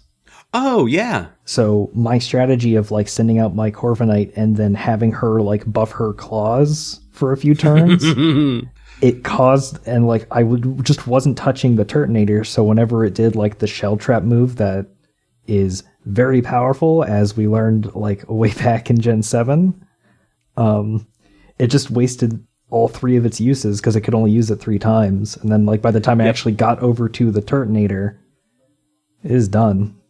I have +3 attack. What are you gonna do? That's brilliant. So we got strategies over here too, buddy. The team that the gym that gave me the most trouble was actually the Rock Gym. That Stone Journer. Oh yeah. Yep. I swear. Every time somebody Hop, Gordy, random Officer Benjamin in Route 7 or whatever, every time somebody used Body Slam on one of my Pokemon, I got the paralysis proc, and my Pokemon was paralyzed every single time. But funnily enough, when Hop is fighting with me and we're tag teaming somebody, and his Wooloo or Dubwool uses Body Slam on people I'm fighting, never paralyzes them. Never. So the problem was like I had to deal with my Corviknight. Hey, you bring the best out of Hop, okay? That's what it is. I guess. He brings the best to me and puts it on my front door, and I'm like, why are you doing this? So, the thing with Gordy is I had my Corviknight, is Steel type, kicks the shit out of rocks, somebody on his team has Shell Smash, which is the most powerful buffing move in the entire game, debatably, because for the low price of -1 defense and -1 special defense, you can get a free Swords Dance, a free Nasty Plot, and a free Agility. Yep. All in one turn. So his Barbarical almost swept my entire team. Oh, what a disgusting Pokemon, too. So I send out my Corviknight, and she deals with stuff, but Stonejourner comes out, uses Rock Tomb, and she has -1 speed, which, as it turns out, is enough to be killed. It is enough so that, like, when he Gigantamaxes his whatever, she gets the second turn, not the first turn. Yep. And she would have killed it if it weren't for Stonejourner fucking Rock Tombing. One Rock Tomb is all it takes to break my strategy. Yep, Corviknight is not very fast, unfortunately. No, she's a tanky bird. A lot of things, but not a fast bird. You want a fast bird? Go to Kalos and get yourself a Talonflame. You want a fast bird? Who out there wants a fast bird? I got fast birds. Come on down to Billy's over in Kalos. We've got you some fast birds. I got you 4 or 5 different kinds of fast birds. Pidgeot, get out of here. We're all Star Raptor? More like Star Craptor. Wow. We only sell Talonflames here. The hottest bird on the market. Literally and figuratively. How y'all feeling about fucking Skarmory, though? Aw, I like sweetheart. Skarmory. Skarmory Heavy bird. is a good bird. Mm-hmm. Skarmory's great. But Corviknight is me on a whole nother level. Mm-hmm. What if you had Dark Skarmory? The Shadow the Hedgehog to Skarmory's Sonic the Hedgehog. That's basically what Corviknight is. I know they're both like flying steel Pokemon, but Corviknight is basically just like the darker version of Skarmory. Brooding, edgy. Edgar Allan Poe, the Raven. So what were your teams? I'm very curious. My team was I gotta remember, it was Colossal. Mm-hmm. Okay. It was Appleton, who is my second favorite new Pokemon, who's just this it's just this fucking little dragon that's an apple. He's like, and he's got apple pie, and he's got little like droopy ears, and then when he flips him up, it's his eyes. And he's just the cutest, most precious little thing. I love Appleton so much. Like, An apple and a dragon. yeah, I saw it like waddle up to me one time, and then it said that it wanted to be my friend forever, and I'm like almost gonna cry thinking about that right now. I'm really emotional right now about Appleton. Mm-hmm. So I had that. I had Toxtricity, which is just a generally good Pokemon. I had Inteleon. I had Obstagoon. Nice. What are my last two? Still weird that there's an entire Pokemon made entirely out of Gene Simmons, but like, whatever. It's a fun Pokemon. It's a good fun Pokemon though. I don't remember what else I used. I'll come back to me. You all do yours. Maybe we overlapped. Mine was all boys, which actually isn't hard in this generation. Was one of mine. That's what it was. Oh, really? Yeah, I used a Frostlass. That was the only not new Pokemon that I used. Was Frostlass.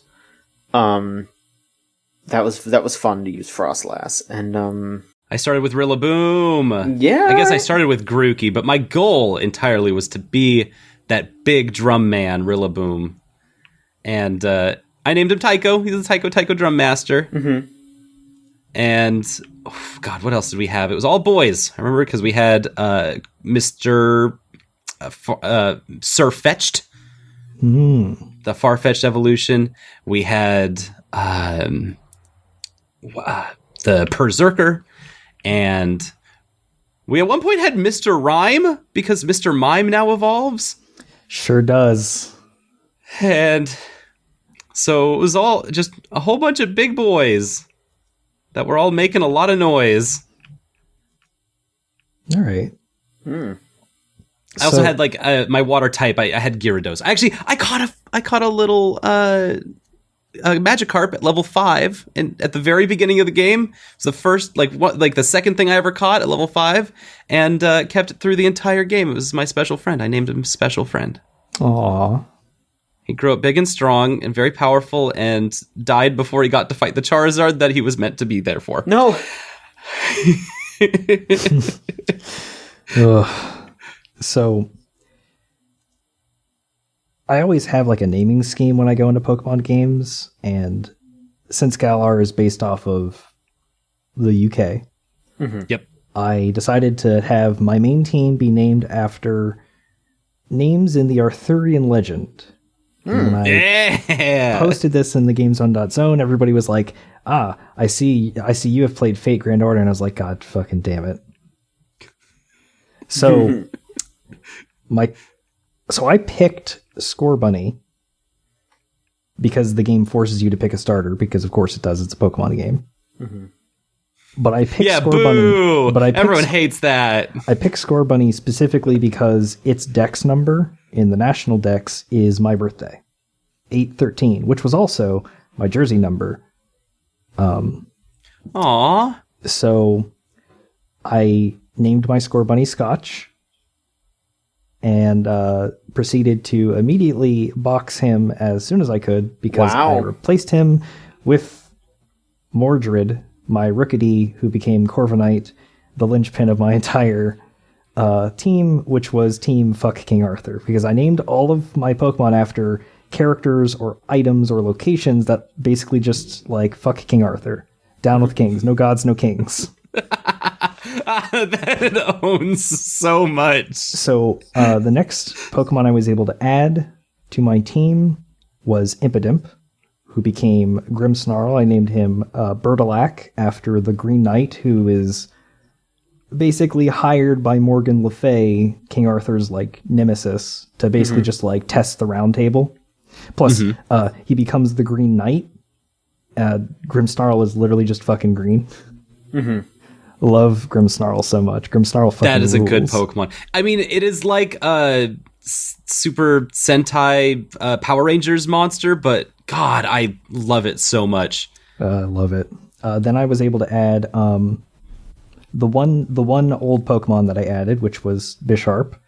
I named her Clarent. I've used a Bisharp in like 3 games now, but this was the first time I'd used like a female Bisharp, which was fun.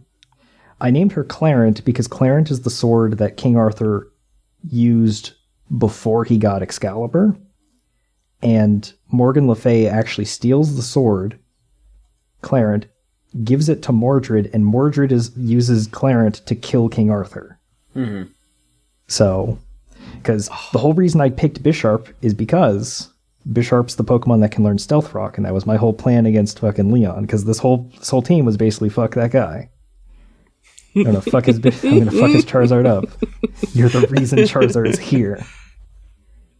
You just hate his bougie, privileged, holier-than-thou act entirely. I hate his cape. His cape is just atrocious. Burn it. I love his hat, and I love his cape. I love how extra he is. He wears tights and shorts. He just looks so comfy all the time. And then I got my Morpeko, who I named Grail after the Holy Grail, which is, the big MacGuffin that causes the whole like plot of the Arthurian legend to be whatever. Causes problems. Love Grail, my sweet little baby. I added a Dreepy, who became Dragapult. Named him Avalon, which is the place where King Arthur is put to rest after he's murdered, which is fitting for a ghost Pokemon. And my last member was Mr. Rhyme, actually, who I named... You too! Who I named Urian, who was a different king who opposed Arthur's ascension to the throne. And also later, like, marries King Arthur's sister or whatever. That's how you really get at him. So, like, my whole setup for my team was basically, like, I have Corviknight and Grimmsnarl as, like, my rooks. And then I have my Morpeko and my Dragapult as, like, my bishops. And then I have Mr. Rhyme and my Bisharp as, like, the king and queen. You're not allowed to say that. No, you're not allowed to say Mr. Rhyme is a king nor a queen. I refuse this. Mine was. Mr. Rhyme is no king. I loved doing like the final sequence with like the leading up until like you have all the gems and you do all that stuff, because like when you're out on the field, I was able to have all of my members do something for like somebody. Like I was fighting somebody and I was able to send out at least like 2 or 3 of my Pokemon, and they were able to like have their moment in the spotlight. And it's really fun having Mr. Rhyme out there just tap dancing away and just like, oh, I'm an ice Pokemon. You've sent out a fire Pokemon, and you've caused sunny day to happen, so it's blistering out here. Oh, you're going to use Solar Beam. All right, check this out. Mirror Coat. My ice type beat a fire type. Now, that sounds fun and swell and great. I had the exact opposite experience against the champion because Mr. Rhyme is a pervert monster who does not need to exist. He's a part of my entire critique against this entire generation. I don't think he needs arms nor legs. I think he should be a little weeble wobble that's not associated with Mr. Mime at all. I think Rhyme as like this weeble wobble with a fun hat and mustache is cute. I think the cane with the tap dancing and the arms and the legs are a waste of energy and time. It's got 2 eyes. It's got 2 sets of eyes, one on its face and one on its belly, and they both move and operate with a functioning mouth on both sides. It's a horror fest. It's a horror fest is what I'm saying. And I only say this, and I only bring all this up because I threw out Mr. Rhyme against the champion in a fight that he had no hope to win. And you know what he did? What did he do? He used his ability Screen Cleaner, which gets all of the screens off the field. Yeah. The screen that I just put up in the Aurora Vale. Oh no. That I had used 3 turns prior to protect him so that he didn't get blasted. No, he cleaned that right on up for us. He made sure the whole screen was cleaned up. Thanks, Mr. Rhyme. Good. Yeah, he's smart. Flamethrower, immediately dead. Goodbye, Mr. Rhyme. Thanks for coming to the championship fight. You are now forever on my main screen. Oh my god. I guess I'm sorry, you just don't understand Rhymer's trick. I don't know what to tell you. Yeah, that was just some comedy. John,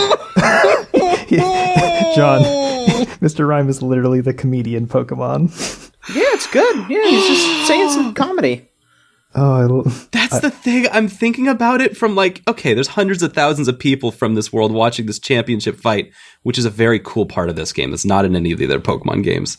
Yeah, hundreds of thousands of people in a packed out stadium. Just watch this 10-year-old kid throw out a grown adult tap dancer who can't do anything against the champion's Charizard, who is about to clean up this stupid kid's entire team and remain undefeated. Mm-hmm. I love Mr. Rhyme so much. He's the... Yeah. Mr. Rhyme might honestly be my 3rd favorite Pokemon. If Phalanx didn't exist, it goes like Corviknight, Morpeko, Dragapult, Phalanx, Mr. Rhyme. Like, those last 2 are like tied. Like, I like Mr. Rhyme as much as I like Phalanx. Hmm. He's the Toriyano of Pokemon. He's the comedy guy. Oh, I got goofed on in front of hundreds of thousands of people. Yeah, goofed on. And everyone's like, there's that guy, there's that Mr. Rhyme that we've been waiting for, and they all popped off really big, and he did his comedy act and then died immediately. It's just like Toriyano. That's how it is. I'm so mad. That's how it is, you know? Sometimes the joke just goes that way. But you know what you gotta do? You gotta get up and tell another joke. You gotta try again in the future. Speaking of another joke, after you beat the champion, after you beat the game, there's more questing to do, which I haven't done yet. Yeah, let's not I'm not ruin gonna it for people. I'm not going to spoil it, but I was, and it wasn't a bad thing that it existed. There's just a whole side quest that happens after the credits, before you're allowed to do most of the stuff in the game, actually. Oh, not most of the stuff, but like, you can't even get the Pokemon that is on the cover until after the credits roll, which is fascinating. Yeah. But the side quest that you do feels a lot like the side quest that you do after you beat the 8th gym, but before you beat the champion. And it feels like the side quest that you do before the first gym, before everything. There's just like a lot of battling that doesn't really amount to stuff, and it feels like it's filler for some reason because you're just checking monsters off of a list. And that was the part that I was least sold by in this game. It was actually like, I know you said that it felt like it was just gym after gym after gym, and I felt like anything that wasn't that was not nearly as interesting, and there wasn't the substrate to hold it together. Like there wasn't a villain, there wasn't an evil team, there wasn't a plot that had the beats to carry that kind of the dramatic narrative that they were trying to have. I just didn't feel like the things that the villains, or like, I guess they're not even villains, but just like the things that were happening in the world of Galar didn't make sense to the fights that we were having. Mm-hmm. And like everyone was happy and trying their best to keep the world from bad cataclysm, but also they were kind of trying to activate it at the same time to make sure it happened. I was never sold on it. It was kind of a weak subplot. There was a lot of weak things that I would. Mm-hmm. It's a part of a game that in this generation, we've talked about a lot of these nice things. And I don't have like something that's like, oh, this is just awful, this is bad. But I have like a long laundry list of like, this was weak. This was kind of half-assed. You've got a girl rival in the game. Her character is that she's the girl rival that has the Pikachu mascot of this version.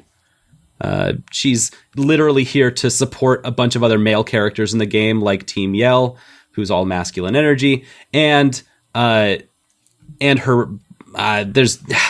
she just supports a bunch of male characters, and that's her only personality type. I mean, if you play as a girl character, then she supports a girl. So I mean, that's kind of that's a good point. On us. Yeah, maybe that's a good point. That doesn't fly with the Bechdel test as it was designed 10 years ago for games specifically, because Mass Effect happened. Mass Effect, you could choose your character, and that was a big moment for that. But I guess when it came to the narrative and when it came to characters, the only character whose arc I was completely sold on that was like, we got it, folks, we did it, was Bede. Was a rival who shows up for a little bit and then pieces out for most of the game. Because it made sense. Like, meanwhile, I'm like hating on Hop, who has two very small, tiny little arcs that are emotional arcs about how he's trying to find himself in the world, and then he denies finding himself just so he can try to be his brother, and then he's a loser. He's a big loser. You're a loser, Hop. I get those arcs. Those were cute. They were small, but they were not worth 20 different battles against him. He did not change often enough to make that worth it, and there wasn't. He took up so much space that space could have been spent with much more interesting characters. I feel like I could have asked a lot more out of cool-looking girl trainer whose name I forgot. Marnie. Yeah. Oh, Marnie. So, yeah. I think this Pokemon game is like many other Pokemon games, not every Pokemon game, but many others, where it's a very clean, crisp experience that you get more out of the more you put into it. That's for sure. Like, I had a lot more fun with it than I thought I was gonna have based on people's initial impressions of like, because I only started playing it like a few days after like everybody else was, and everybody was like, the story's kind of weak, and I'm like, all right, let me see what's in here, let me dig through, and then I was like, oh, there's some parts that I like, there's some parts that are very much like, oh, they're doing Sun and Moon again, okay, but not as strong. But like there were some parts where I was like, okay, I can see why people like this part, and I can see why people don't like this part. But for me, it was like, it's just like any other Pokemon game. Like, and that's kind of the thing that's been like, if I was going to sum up all of my stuff in one sentence with this game, it's like, this game is very Pokemon in tradition, and the things that they have broken tradition on, like not including like all of the Pokemon in the Pokedex, are good, but they didn't do enough. They should have broken it up more. There should be more traditions they're breaking. Like, I don't want to have to, like, this is the weird thing that bothers me. The thing that bothered me with Hop wasn't the fact that you have to battle him like 17 billion times and he doesn't really have a lot of character development. It's that he has the one power that is the most convenient power in all of Pokemon, which is, oh, your Pokemon are injured? Here, let me just heal that up for you, and it takes like 2 seconds. Compared to, I'm the champion of the region, and I have to fly my ass to a Pokemon Center and hand a lady my Pokemon, and she puts them on the machine one at a time. Boop, boop, boop, boop, boop, boop, ba, ba, ba, ba, ba. And it's like, okay, I get that we're doing this because we've been doing it for like, 20 years now. But just give me that power. Like, I can open up boxes away from the PC now. Just give me that power when I beat the game. There's a lot of quality of life changes to this game that are incredible, like being able to access your box as a Pokemon from anywhere, and being able to manipulate your Pokemon's natures, and seeing their IVs really easily, and manipulating their IVs and on new Pokemon that you catch really easily. There's a lot of really cool things like that are in the game. And you're right. We should be able to just heal our Pokemon anytime. Or not heal our Pokemon. I forgot that I could access the boxes from anywhere until I was like getting ready to go into like the final hours of the game. I had 8 badges and I was like, oh right, I don't have to keep going to Hammerlock when I want to switch out Pokemon. I could just do that out here. Yep. It doesn't heal your Pokemon though, which is also pretty good. So it is Yeah, fighting Hop over and over is more of a symptom than the actual problem. Yeah. It more harkens to, why am I fighting Hop? And I just don't have an answer for that. It's just because he's excited and wants to get stomped for a 10th time in a row. Yep. Okay. Why are you a rival? I don't hate Hop, mostly just because he's similar to How in Sun and Moon. And I liked How, yeah. I don't like How. I thought How was annoying because everyone would be doing something really serious and How would just be like, God, let's Pokemon battle. Like, Lily would be in the middle of dealing with her fucking child abuse, and How would just be like, wow, I want to battle Pokemon. Like, dude, read the fucking room. At least Hop is excitable and, like, having a good time because everyone's just hanging out and doing Pokemon stuff, you know? Yeah. I think he also just emphasized how little stakes there were in the entire game. Yeah. And if I'm going to play the baby game for babies, I really do want a little bit of stakes in there that are interesting. And it just felt like there were no stakes ever. I guess that's really what it comes down to. Mm. Yeah. All right. Okay, well, we should probably move on to questions, folks. Oh, yeah! Right, if you want to send in a question, go to videogamechoochoo.tumblr.com/ask. Let's just keep the Pokemon train going for a little bit longer. Boss Stones asks, if you were a Sword and Shield gym leader, what would your gym mission gimmick be? And then I guess, if you want to just talk real quick about your type and what Pokemon you'd use, you can do that too. So that is something that we didn't really mention, is that they introduced a gym mission thing where they're just like little like gimmick things that you just run through before you actually do the gym. It's not anything too amazing, but it's something different. You still battle too, but it's different. What would you do? So mine's it's a gallery and it's one of those. There are two paintings. You must spot the difference in one of these paintings, and it gets like progressively harder. Like it eventually culminates in that like the one change that you actually have to figure out is like, oh, the Morpeko is in the hangry mode. The tiny little Morpeko in the corner of the portrait is in the other mode. So, all right. And if they get it wrong, they have to fight a trainer, right? you have to find a trainer regardless. If you get it wrong, then your Pokemon get inflicted with a status ailment randomly. Ooh. Like you just have to like they're asleep now when you start the fight, or they're poisoned. Nasty. My gym is a dark gym, by the way. Mm-hmm. So I just wanted to add that the Pokemon trainers themselves that are in your gym, they are part of the paintings also. ooh. They're in the paintings standing perfectly still. They're actually just holding the paintings. Like they have like little like shields as the painting, and they're just standing there. It's like Deal or No Deal. Yeah, basically.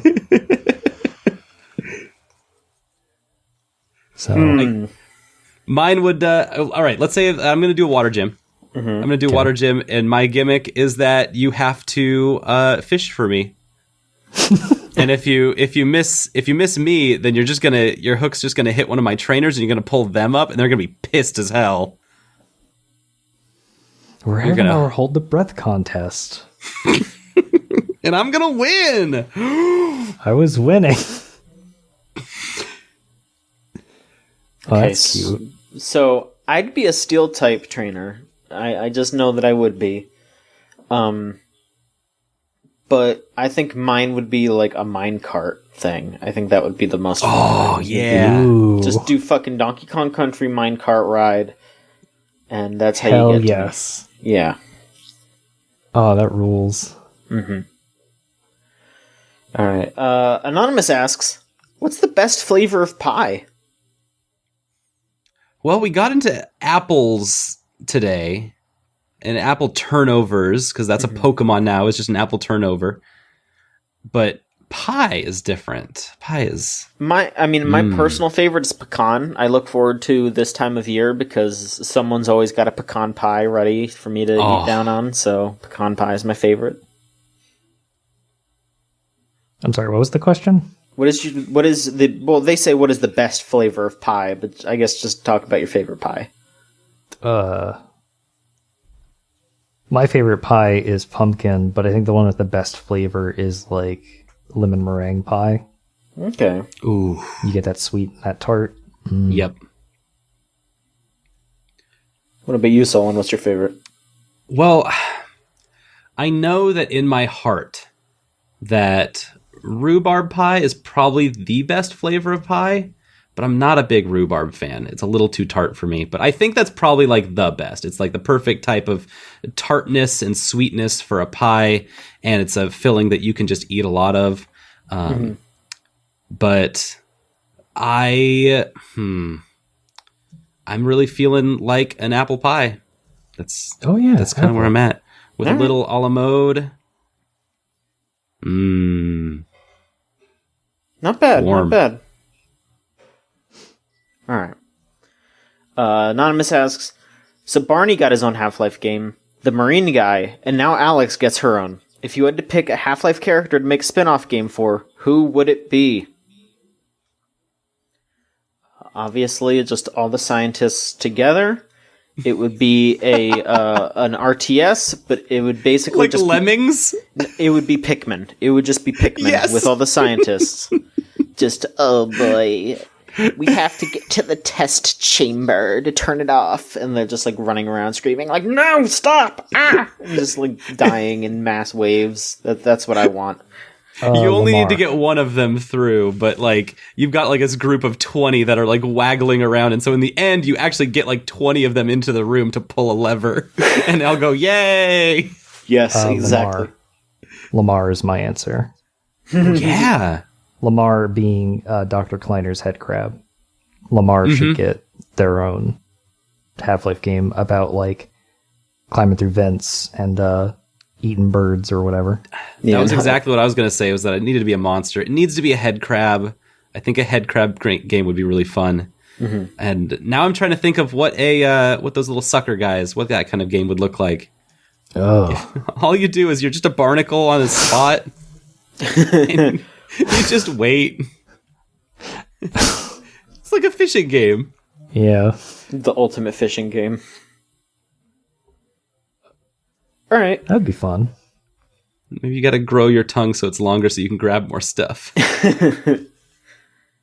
God. Rose actually sent in a question. Okay. This is also Pokemon, so I guess I apologize for not asking it a little sooner. Do you remember when... it's kind of associated with Pokemon, I guess. Do you remember when Sun and Moon did those worldwide challenges for people to catch like 6 billion Pokemon and it kept failing? Yes! I do. Yes. Something I've been appreciating about Death Stranding is how the mechanics around connecting and socializing in that game are so low-key and accessible that they're able to feel like a big deal with impact without expecting too much of the players. Are there any other failed social experiment games you could think of, or even ones that succeeded? Failed social experiment games. I mean, I just think about the fucking Cube game. I don't remember exactly what it was called, but the Cube that was for the Peter Molyneux game. I don't even know if that game came out. Oh, yeah. Yep. You just tap the cube. Some random dude won that, and like Peter Molyneux just like personally lied to him. It's got to be an honor.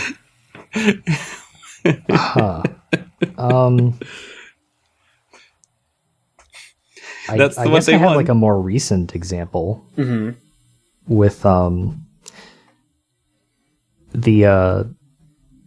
Final Fantasy 14s. I feel like MMOs are almost cheating. Like, sure, but like this one's a very particular case because we had a situation where like server-wide competitions were happening where they're introducing like a new zone and each of the servers has to build up the zone manually themselves by like crafting and stuff. Yeah. What does that mean? And so like there's this website on the Final Fantasy site. There's this page where like you could go and you could see the progress of all of the servers and how far they were going along, and it was just this huge race that everybody was having. And it was very weird because like you could only participate if you had crafting abilities, like if you had any of the crafting classes unlocked. Because it was basically just like go out and collect these specific materials, craft these items, and then turn them in, and you get points added to like a bar that fills up. And when the bar fills up, 2 hours later, there's this big huge event where everybody does like a really basic menial task, and then like part of the area gets fixed. Like this pile of rubble becomes like a store, basically. It was very weird. And the thing was like, it only lasted for a little bit longer. I think most of the servers have their areas fixed up, but the thing was, it was different for each server. Like some servers had one version, had like the first version of the area, and other servers had like the fixed up version.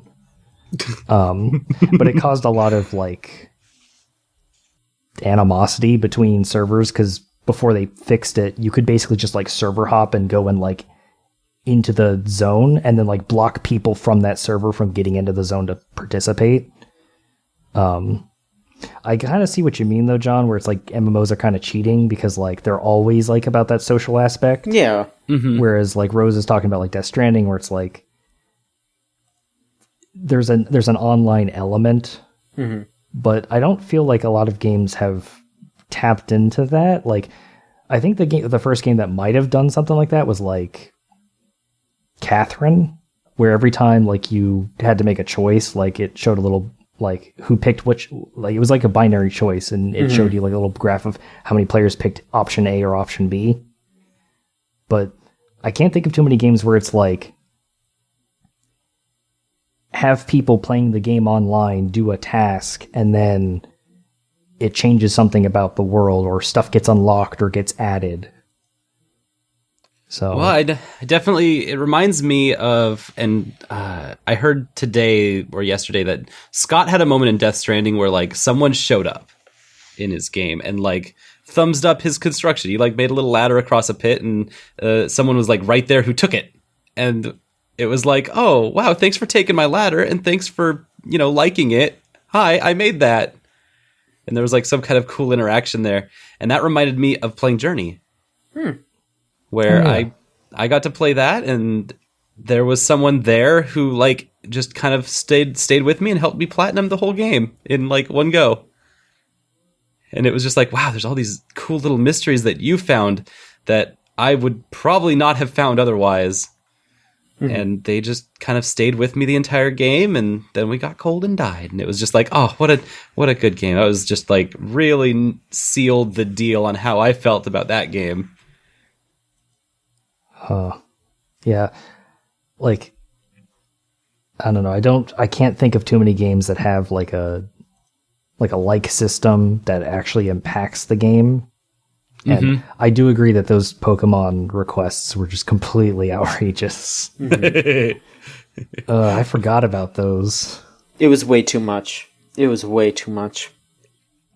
Well, the Pokemon things that are communicating with other people are way too much right now, because I can't get a goddamn trade for anything unless I want to go organize it over a Discord or privately somewhere else. I can't just be like, hey, I got this thing. Can you give me this thing? It's been so weird online with the new Pokemon games. Someone wrote a whole article about this, but I'm just going to back this up. I'm just going to back someone up and say, people pissed about so many things about Sword and Shield.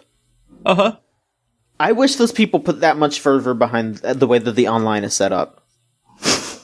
It's really bad. Like, not death threat level, but not violence level, but like, I feel like close to that would be reasonable. If I saw Junichi Masuda in the streets today, I'd be in his fucking face. You're gonna throw down? I'd be in his fucking face. Like, listen to me, motherfucker. Why did you do this shit? What the fuck is your problem?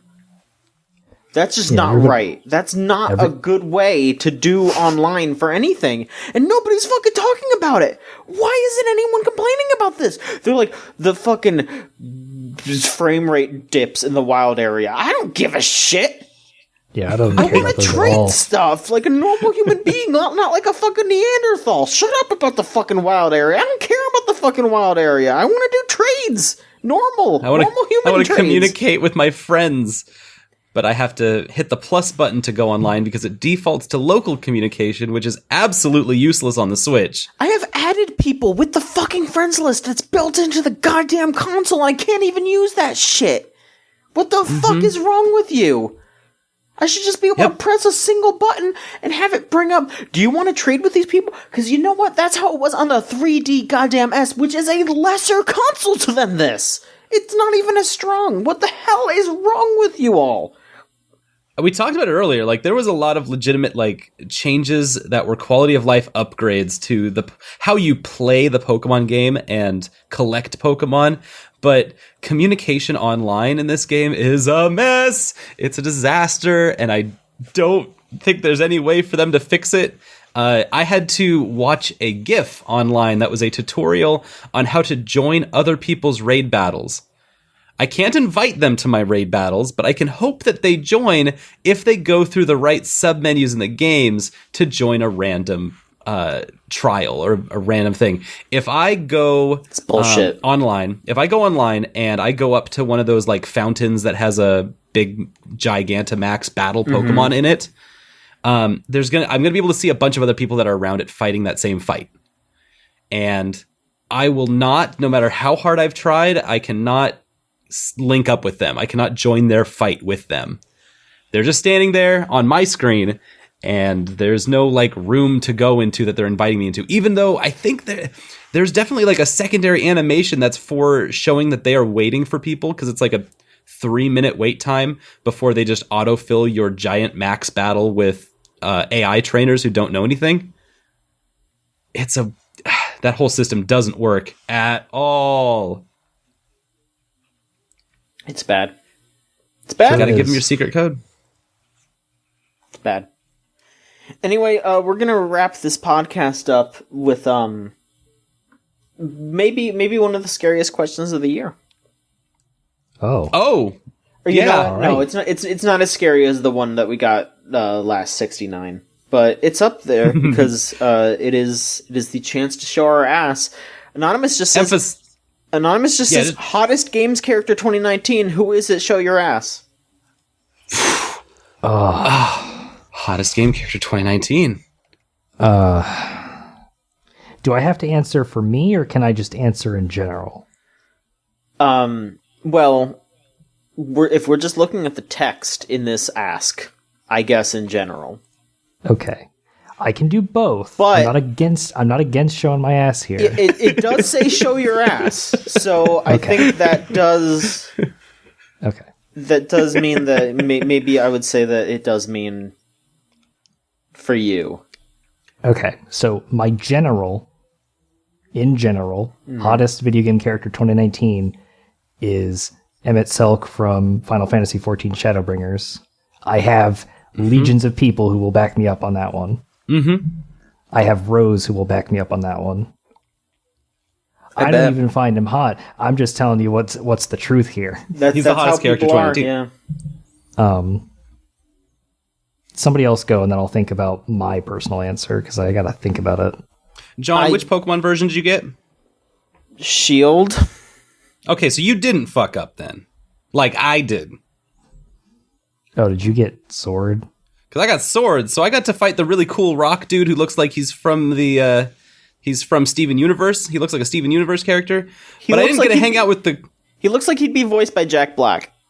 Yes. Yeah. I didn't get to play against the cool ice chick, though. Yeah, she's very pretty. She's a very pretty lady. I mean, if I'm just picking Pokemon ladies, though, Sonya's really cool. Sonya's fun. Sonya's probably the most fun character in that game. I like her a lot. She gets to live a lot in that game. It's cool as heck. Like, it made me wish that there was more involved with the story, because I wanted to just keep doing stuff with her. Like, she would show up and she'd be like, hey, let's hang out, let's go sit down and talk about our findings. And it's like, I would love to hear about your findings, Sonya. You're great.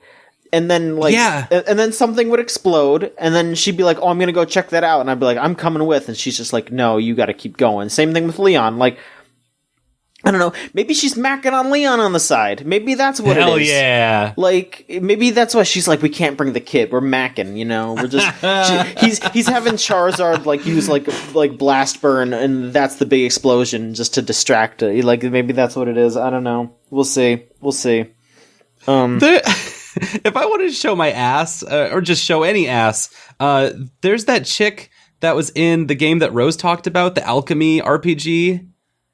Atelier Riza has this NPC with just the hugest gazongabongs I've ever seen. Yep. For this year. She wins boobs it's like of a the competition. Year? It's like a competition for these JRPGs. Because it reminded me of the icy looking chick from Xenoblade. That's all. Boy. Yeah, that one.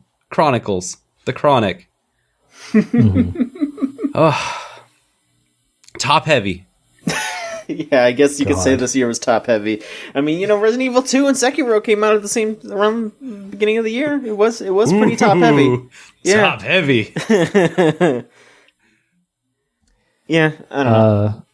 So I guess my answer is, for my personal answer, is probably going to be Nessa. All right.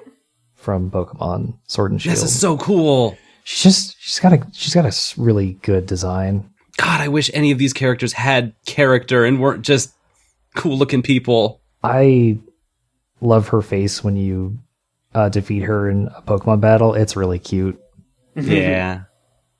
So. Oh shit! We didn't even talk about the most important thing. Oleana has an entire character arc just in the Pokemon that she shows you in battle. Yeah, it's really wild. Good, actually. But no big spoilers. But yeah, no, it's really good. I don't want to. But just she shows her entire character in one battle. It's not like an arc or anything big or novel, but it was just very cool to be like, hey, these people are actually paying attention. This is important. Was waiting the whole game for when we were going to see that Pokemon's thing, and that was the last place I was expecting that to show up. Yep. Good payoff. Incredible. All right. Well, that should do it, I think. I guess we're done here. Thank you so much for listening, folks. As usual, videogamechoochoo.tumblr.com is our Tumblr. I did it backwards this time because at VGCC is our Twitter. We got our Discord server, the GameZone.zone. Type that into your web browser and you can head straight there. Quick announcement. We're doing Secret Santa again this year. I just threw it up on the Discord because, it doesn't take that much effort. But I figured I'd say it on the podcast. If you go to the GameZone.zone, you can sign up for it. It's just a quick form that you fill out. You drop your Amazon wish list or whatever other website wish list you want to use because it's way easier to do that. We don't want to have to swap addresses.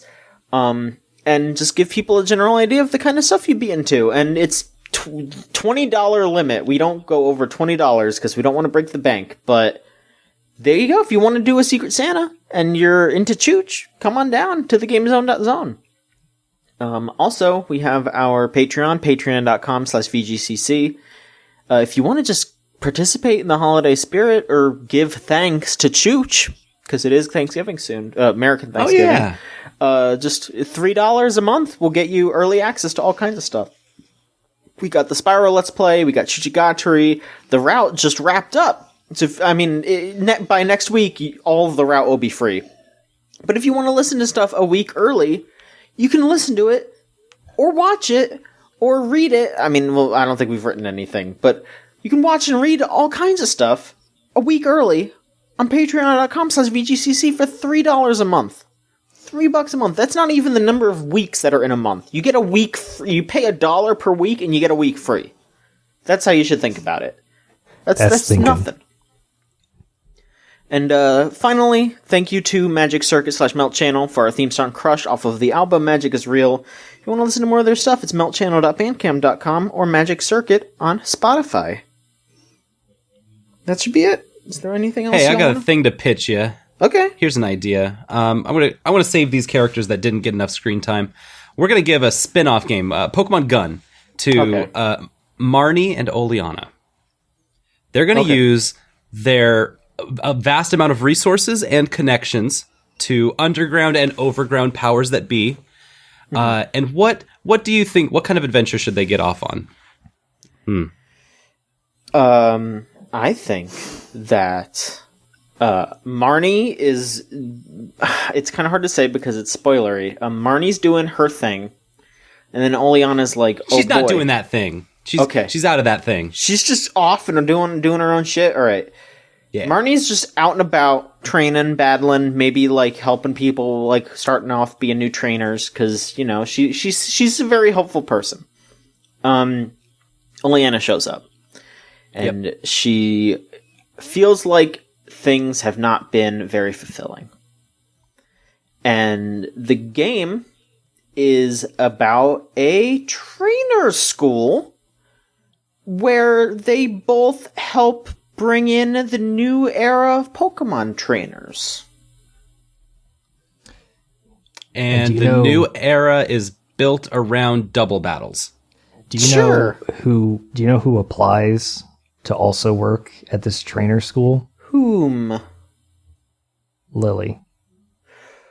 All right, that's it. We're done. We got it. End of the episode. Fucking 10 out of 10. We figured it out. All right. Yep. Good night, everybody. Right. Yes, thank you for listening, and we'll be back next week. I won't be back next week, I should say.